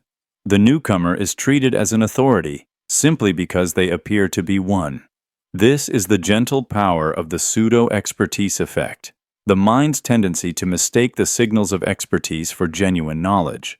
If someone dresses the part, uses specialized language, or adopts the mannerisms of an expert, we're quietly inclined to trust them. Authority becomes a performance, and the audience is eager to believe. Social psychologists have tested this effect in many ways. In experiments, people listen to actors posing as doctors, scientists, or historians. Even when their credentials were fabricated, their opinions were valued more highly than those of true experts who dressed or spoke more casually. The trappings of expertise, white coats, titles, jargon, acted as shortcuts for credibility. This bias echoes through history. In royal courts, traveling advisors dressed in elaborate garb and spoke in polished riddles, earning trust and influence with nothing more than confidence and a costume. Medieval alchemists, with their mysterious tools and coded speech, sold potions to nobles who never questioned their lineage. The performance of expertise was often more persuasive than the substance behind it. In modern life, the effect persists. In meetings, on television, and across social media, those who appear polished, suits, impressive bios, practiced speech, are granted authority. Meanwhile, genuine knowledge shared plainly may be overlooked. Yet, true expertise is revealed not by appearance, but by depth, humility, and understanding. The mind, ever searching for shortcuts, can easily be fooled by the surface. So, as you listen to voices in any gathering, whether grand or humble, notice the signals that shape your trust. Ask yourself, is this person an expert, or just expert at appearing to be one? In a world filled with performances, wisdom lies in seeing past the costume to the character within. Imagine reaching for a handful of nuts from a jar. The jar is large, generously filled. Without a second thought, your hand dips in again and again. The act feels casual, almost automatic. Later you notice the jar is emptier than you expected, and you can't quite remember when you decided to have so much. This is the jar-size food illusion, the quiet effect that the size of a container has on how much you consume, often without your awareness. The mind is easily swayed by context. When food or drink is served in a large vessel, it sets a silent expectation. There is more, so I can have more. The boundary between enough and extra grows blurry. Even if you intend to eat or drink just a little, your habits expand to fill the space. In medieval feasts, nobles dined from massive platters and wide goblets. The scale itself was a symbol of abundance and status, but it also quietly encouraged excess. A smaller bowl might have signaled restraint, but in the presence of plenty, self-control was often the first thing forgotten. Modern research has confirmed what banquet halls long suspected. Larger plates, bowls, and jars lead people to serve themselves and consume significantly more. The change is almost invisible. You pour more cereal into a big bowl, finish more soup from a deep pot, drink more from a tall glass. The mind notices the emptiness, not the fullness. Even in moments of celebration, container size shapes memory. A large cake looks unfinished with a single slice gone, tempting a second. A small dish feels complete after one serving. The illusion isn't about greed, it's about perception. The eyes and the brain quietly negotiate the limits of satisfaction. So next time you find yourself reaching for more, pause and notice the vessel. Ask if you're eating because you're hungry, or because the jar hasn't told you to stop.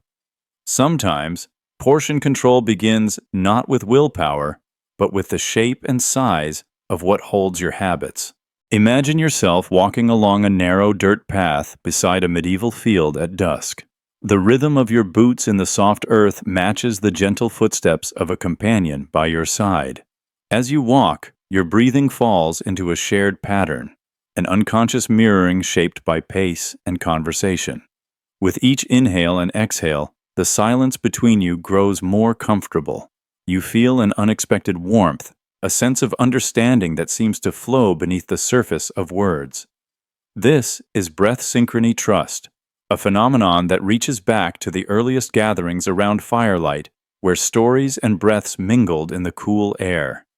In medieval guild halls, monks at prayer, or friends on a pilgrimage, groups often moved, worked, or recited together. Without trying, they matched each other's rhythm. The effect was subtle but profound. Hearts slowed, tension eased, and trust deepened. Breathing in sync calmed the group, knitting a sense of safety that words alone could not create.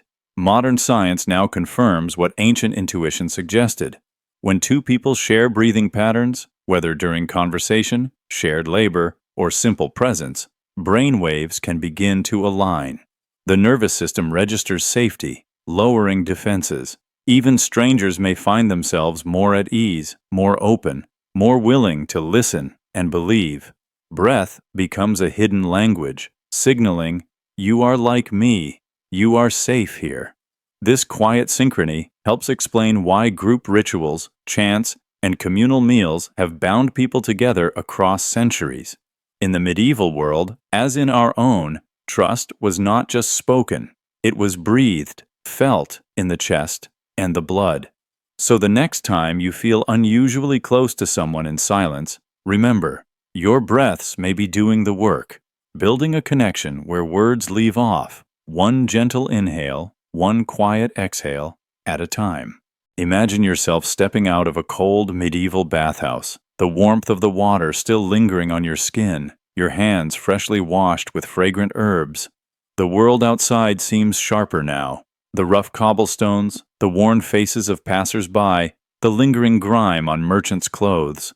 You find yourself judging their dirtiness not just as physical neglect, but as a sign of character. That freshly cleansed feeling subtly tightens your moral lens.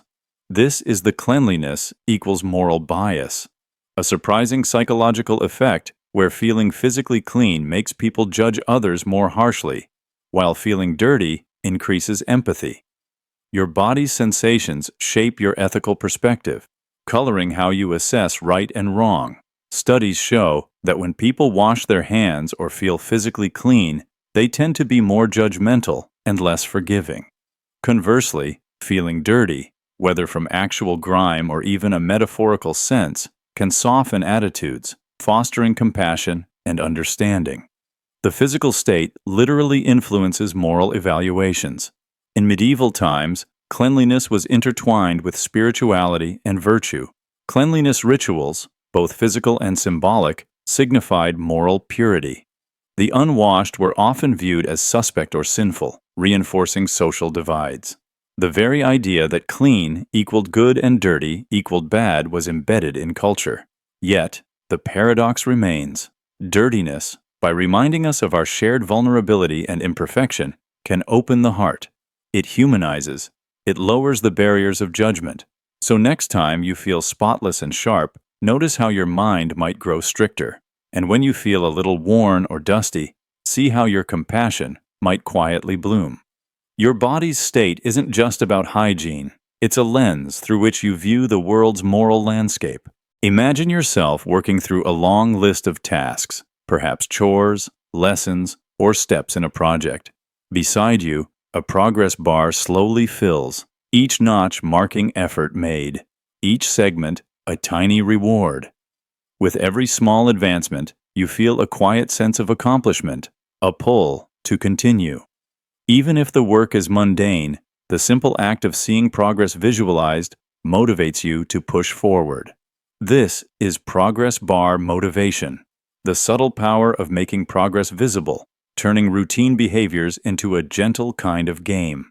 For much of human history, labor was open-ended. Fields needed constant tending, tools wore down without clear milestones, and daily life blurred together. But today, the world is full of checklists, loading bars, streaks, and visual markers that transform abstract effort into tangible success. When you see a bar fill, your brain releases a trickle of dopamine, a nudge to keep going, a signal that completion is near. The effect is not accidental. Designers, educators, and employers have learned to harness this response. Apps count your steps, mark your lessons, and chart your progress with satisfying animations. Even crossing an item off a to-do list brings a quiet pleasure. The task itself may be unchanged, but the journey now has shape and direction. This motivation is gentle but persistent. It makes repetition bearable, sometimes even enjoyable, as each moment of progress becomes its own tiny reward. The bar fills, and with it, your willingness to continue grows. So the next time you find yourself drawn to complete a series, finish a checklist, or reach the end of a bar, pause. Notice how visible progress shapes your desire to continue. Ask softly, is it the work I enjoy, or simply the satisfaction of watching my effort become visible, one step at a time? Imagine yourself seated at a carved wooden table in a quiet medieval inn. The innkeeper approaches, offering a gentle smile. Would you prefer the hearty stew or the fresh bread and cheese? You pause, weighing your hunger and the choices presented. It seems a simple decision, but you don't notice what's missing: the rest of the menu, any other meal, or the possibility of waiting. The choice feels free, yet you are gently steered toward a decision the innkeeper has already shaped. This is the subtle influence of the forced choice trick, a psychological sleight of hand where limiting options gives the illusion of freedom while quietly guiding you toward a desired outcome. By framing the question, the speaker shapes your attention, narrowing your field of vision so that you focus only on the given possibilities. Psychologists have studied this effect across settings and centuries. Children asked, "Would you like to clean your room now or after dinner?" are less likely to resist than if told simply to clean up. The act of choosing between two options feels like autonomy, even as it nudges behavior along a chosen path. This bias is woven into daily life. Merchants may offer two deals.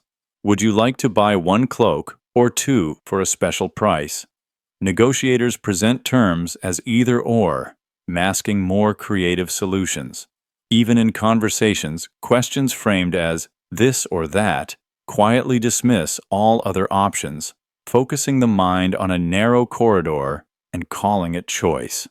Throughout history, leaders and storytellers have used this trick, presenting destinies, decisions, or fates as two roads, when in truth the world is a labyrinth of possibilities. The illusion of agency is comforting. It calms resistance and makes decisions feel owned, even as the real freedom lies out of sight. In modern life, the effect persists, from online forums to retail offers to news debates. The structure of the question is as persuasive as the answer. So, as you sit in the inn, spoon poised over your bowl, notice how your choices are shaped not just by your needs, but by the quiet framing of the world around you. Sometimes, the greatest control is exercised not by what is offered, but by what is left unspoken, guiding you gently to a decision that was never truly yours alone. Imagine two people sitting across from each other, the air heavy with the weight of an old disagreement. Words have already failed. The room feels colder, boundaries drawn, invisible but sharp. Then, quietly, one voice breaks the pattern. "I'm sorry." The phrase, simple and sincere, seems to shift the entire mood. This is the apology equals power reset effect, a gentle but profound truth that a genuine apology can unravel knots of tension and transform the balance of emotion and authority. From early childhood, apologies serve as social reset buttons. They signal recognition of harm, intention to repair, and willingness to share vulnerability. The mind, trained by countless interactions, responds almost automatically. Defenses lower, resentments soften. Even power dynamics, so carefully guarded in silence, begin to equalize. Ichikiye. The act of admitting fault, of stepping down from the need to be right, reopens doors that stubbornness closed. In medieval courts, a public apology from a noble could end feuds and shift alliances. The simple act of kneeling, of offering words of regret, was often enough to bring rivals together, if only for a moment. Among commoners, reconciliation rituals, offering bread, sharing a drink, bowing the head, held similar sway. The apology was not just about the words spoken, it was about the space they created for change. Modern psychology finds that even delayed apologies carry remarkable power. A genuine "I'm sorry" spoken long after the hurt can still lower defenses, transform anger into understanding, and invite new trust. The mind doesn't simply forgive, it resets the internal ledger, allowing fresh patterns to emerge. But the effect hinges on sincerity. An empty apology, offered for show or manipulation, has little power. When genuine, though, the simple act of admitting fault can alter relationships, dissolve grudges, and create space for new possibilities. So, when apology feels difficult or overdue, remember, it is not just an act of humility, but a key to emotional reset. In one honest phrase, the entire story between two people can be rewritten, softly, quietly, and for the better. Imagine yourself in the dim backroom of a medieval guild hall. Candles flicker low, casting long shadows on stone walls. A merchant leans in close, voice hushed, and slides a scrap of parchment across the table. "For your eyes only," he whispers. The message is brief, stamped with a strange mark and folded tight.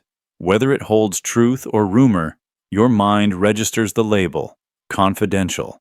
Suddenly, the words feel heavier, more important, more trustworthy, simply because they were meant to be secret. This is the confidentiality bias glitch. Throughout history, secrecy has lent information a special weight.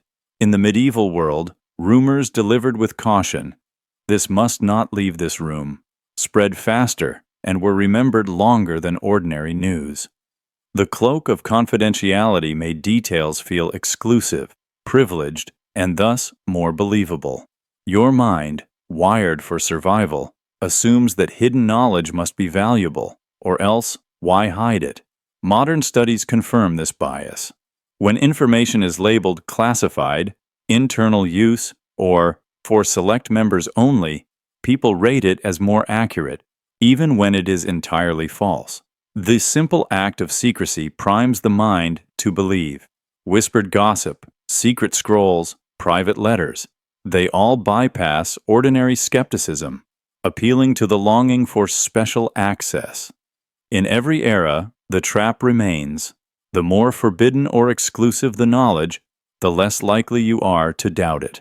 Medieval courtiers traded encoded messages and private warnings, fueling alliances and feuds on the strength of secrecy alone. Today, insider information wields similar power, shaping opinions and decisions, often regardless of truth. So, when you hear, "This is just between us," remember, the mind trusts what is hidden, not always what is true. Secrecy itself becomes a silent stamp of credibility, one whispered word at a time. Imagine yourself seated by the hearth in a humble medieval cottage, the flicker of firelight casting long shadows. A farmer contemplates his worn plow, broken in many places, yet he refuses to replace it. Years of labor, sweat, and hope have been poured into it. To abandon the plow, now, feels like losing a part of himself, even if the tool no longer serves its purpose. So, he struggles on, bound by what he has already given. This is the sunk cost emotion trap, a powerful mental bind where past investments of time, effort, or emotion prevent you from making rational choices in the present. Whether in relationships, jobs, or habits, the weight of what you've already sacrificed creates an invisible prison, holding logic hostage to the past. Psychologists describe sunk costs as costs that cannot be recovered. Rationally, decisions should be based on future benefits, not past losses. But emotions tell a different story. The thought of letting go feels like admitting failure or waste. It triggers regret, guilt, and fear, which lock your reasoning into place. In medieval life, this was common. Knights clung to lost battles because retreat felt like dishonor. Farmers persisted with barren fields because years had been sown there. Bonds of loyalty kept peasants tied to oppressive lords, unable to imagine life anew. Even today, this trap is pervasive. You stay in unfulfilling jobs because of years invested. You maintain toxic friendships because of shared history. The emotional cost of quitting seems heavier than the ongoing pain. The sunk cost trap is a subtle thief of freedom. It hides behind loyalty and perseverance but steals your chance to choose differently. Recognizing it is the first step to unlocking yourself, releasing past chains to embrace present clarity and future possibility. Imagine yourself signing up for a new service or opening a device for the first time. A series of choices appear, but most are already made for you. Settings preset, boxes checked, options selected. You pause, glance at each, and then, more often than not, you move forward without changing a thing. This is the default acceptance bias, the quiet force where the path of least resistance becomes the path you follow, even if it isn't your true preference. Your mind, built for efficiency, is constantly balancing effort against outcome. Making decisions, even small ones, takes energy. Each choice demands attention, a pause to weigh options. But when an option is set as default, it signals both normalcy and permission. This is how it's done. This is safe. This is expected. The subtle nudge is often enough. Inertia, not intention, takes the lead. Psychologists and policymakers have long observed this effect. Organ donation rates soar in countries where citizens are included by default and must opt out compared to places where enrollment requires active choice. Retirement plans, privacy settings, notifications, all are quietly governed by the power of preset options. Most people stick with what is given, not out of laziness, but out of trust and convenience. This does not mean you lack willpower or discernment. It simply means your mind saves energy for what matters most, letting small defaults guide countless decisions in the background. So the next time you accept a preset option or leave a box checked, pause. Let yourself notice the nudge. Ask gently, is this truly my choice? Or am I simply following the path that was prepared for me by default? Imagine yourself sitting by a fire on a cool night, listening as a friend tells a story. As they speak, their breath quickens, and you can almost feel their heart pounding, whether through the tremor in their voice, a visible pulse at their neck, or the simple urgency in their words. Without realizing it, your own heart begins to race. The tempo of your body changes, tuning itself to another's invisible rhythm. You are swept into the current of shared feeling. This is the quiet phenomenon of heart rate sympathy. Human bodies, deeply social, are tuned to synchronize in subtle ways. When you see or hear another's accelerated heartbeat, whether in person, through a drumbeat, or even a recorded sound, your own pulse often follows. This reflex, hardwired and unconscious, heightens the sense of connection, amplifying excitement, fear, or even panic. In moments of danger, this sync can help a group move as one. In moments of joy, it magnifies celebration. Scientists have measured this effect in many settings. Audiences watching suspenseful scenes in films, crowds at sports events, even listeners hearing a heartbeat through speakers, all begin to share the same rising tempo. Heart rates, like ripples on water, reflect each other, creating a physiological loop of emotion. This synchrony is rooted in ancient survival logic. When early humans hunted or fled together, matching heartbeats helped coordinate action and alertness.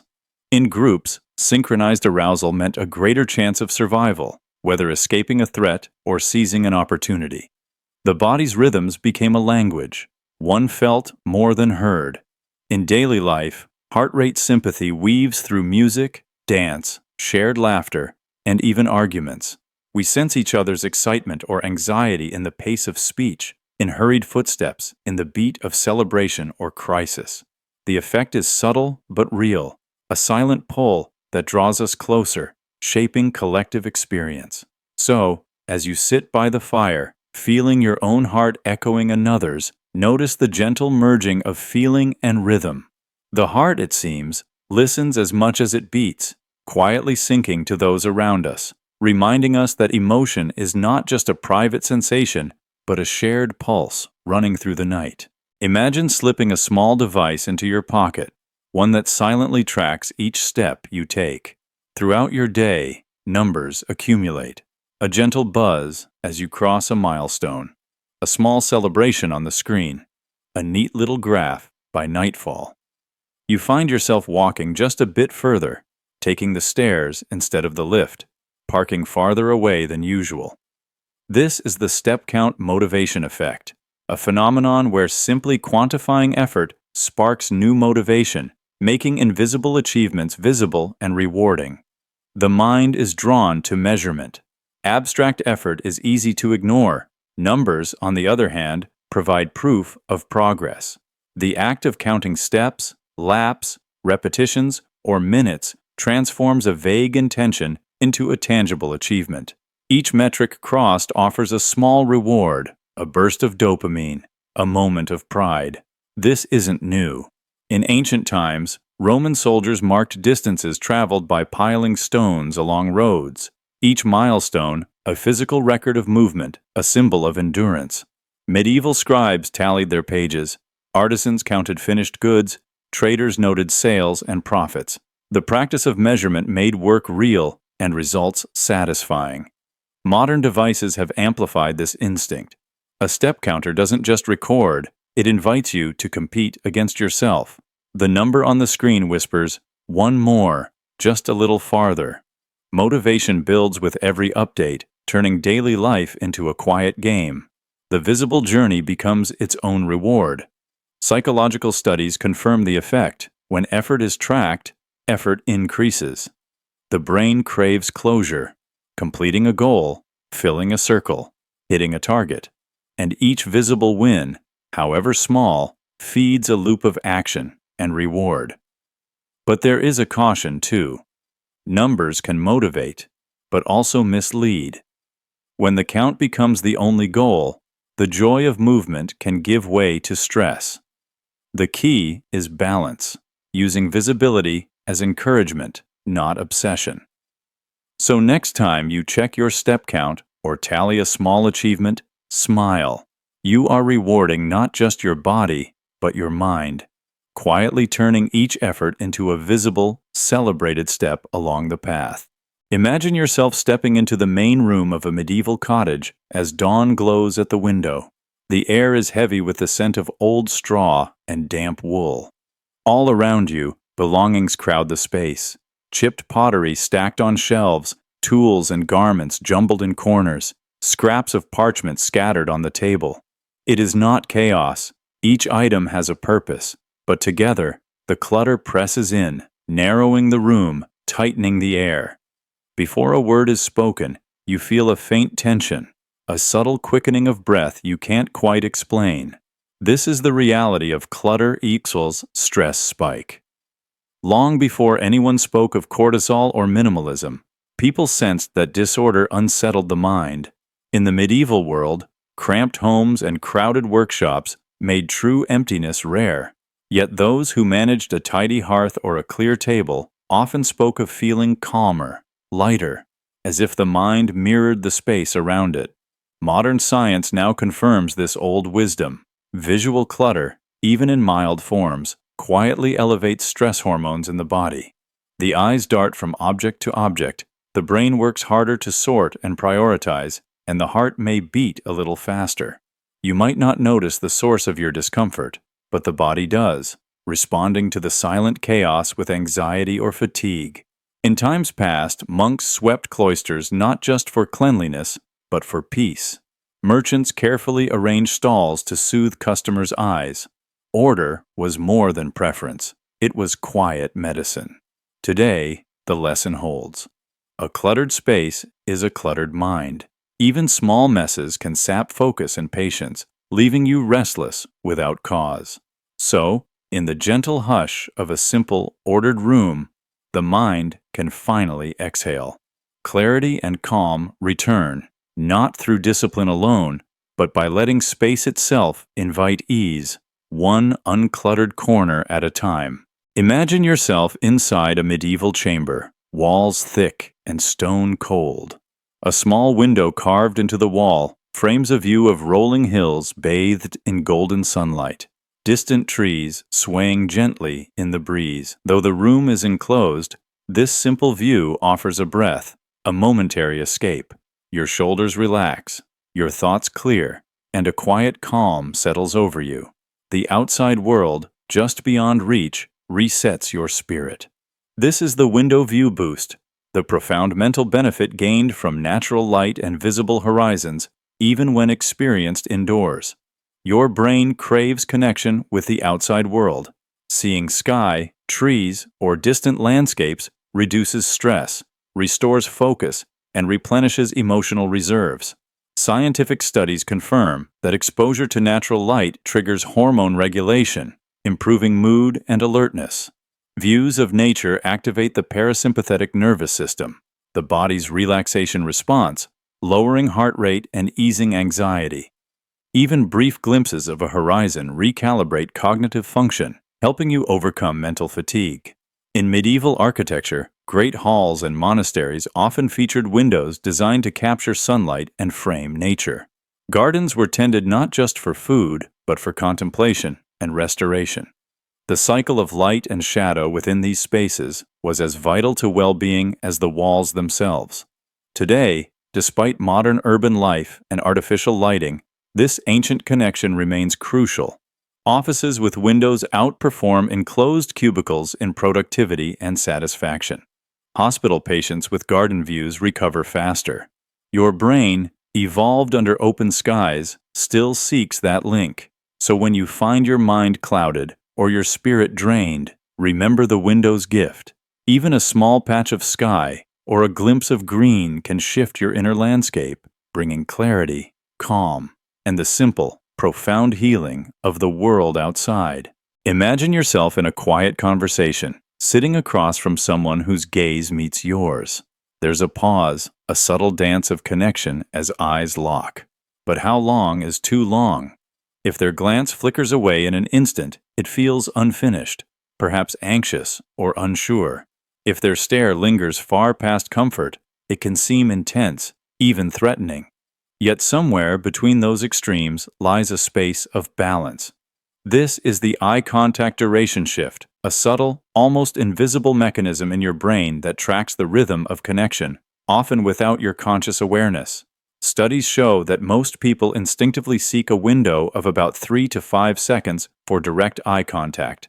This is the interval where connection feels genuine but not overwhelming, present but not invasive. Your brain monitors this span with a sensitivity shaped by countless generations of social interaction. Too brief, and you may sense dishonesty or shyness. Too prolonged, and the mind sounds a quiet alarm, guarding privacy, defending space. In different cultures and contexts, this sweet spot may shift slightly, but the principle remains. Eye contact is a language all its own, delivering signals of trust, intent, curiosity, or care. Even in crowded rooms, brief shared glances can communicate more than words ever could. Your brain measures and interprets these moments automatically, painting the landscape of every social encounter. So the next time you notice yourself breaking or holding a gaze, pause for a moment. Feel the instinct at work. Ask gently, is this connection comfortable, or has it crossed the subtle line your mind is always quietly drawing? Imagine yourself wandering a quiet cloister garden, the sound of your footsteps muffled on soft moss. A single idea circles in your mind, perhaps a doubt, a hope, a memory you can't release. The more you turn it over, the more real it seems. Each time it reappears, it feels truer, heavier, almost inevitable. The garden is silent, but your thoughts echo endlessly. This is the gentle snare of the thought loop trap. When a thought returns again and again, whether reassuring or anxious, the mind begins to treat it as evidence. Repetition weaves a sense of certainty, as if the idea must be true simply because it keeps showing up. This effect, sometimes called the illusory truth phenomenon, doesn't rely on facts, but on frequency. Psychologists have traced this bias across cultures and centuries. When people hear the same statement repeatedly, they rate it as more believable, even when told outright that it is false. The brain, ever searching for patterns, quietly assumes that familiar ideas are trustworthy. A phrase recited often enough slips from possibility into conviction. This mental loop is not limited to grand claims or rumors. In daily life, self-doubt can spiral into anxiety, small successes can blossom into confidence, and repeated worries grow into obsessions.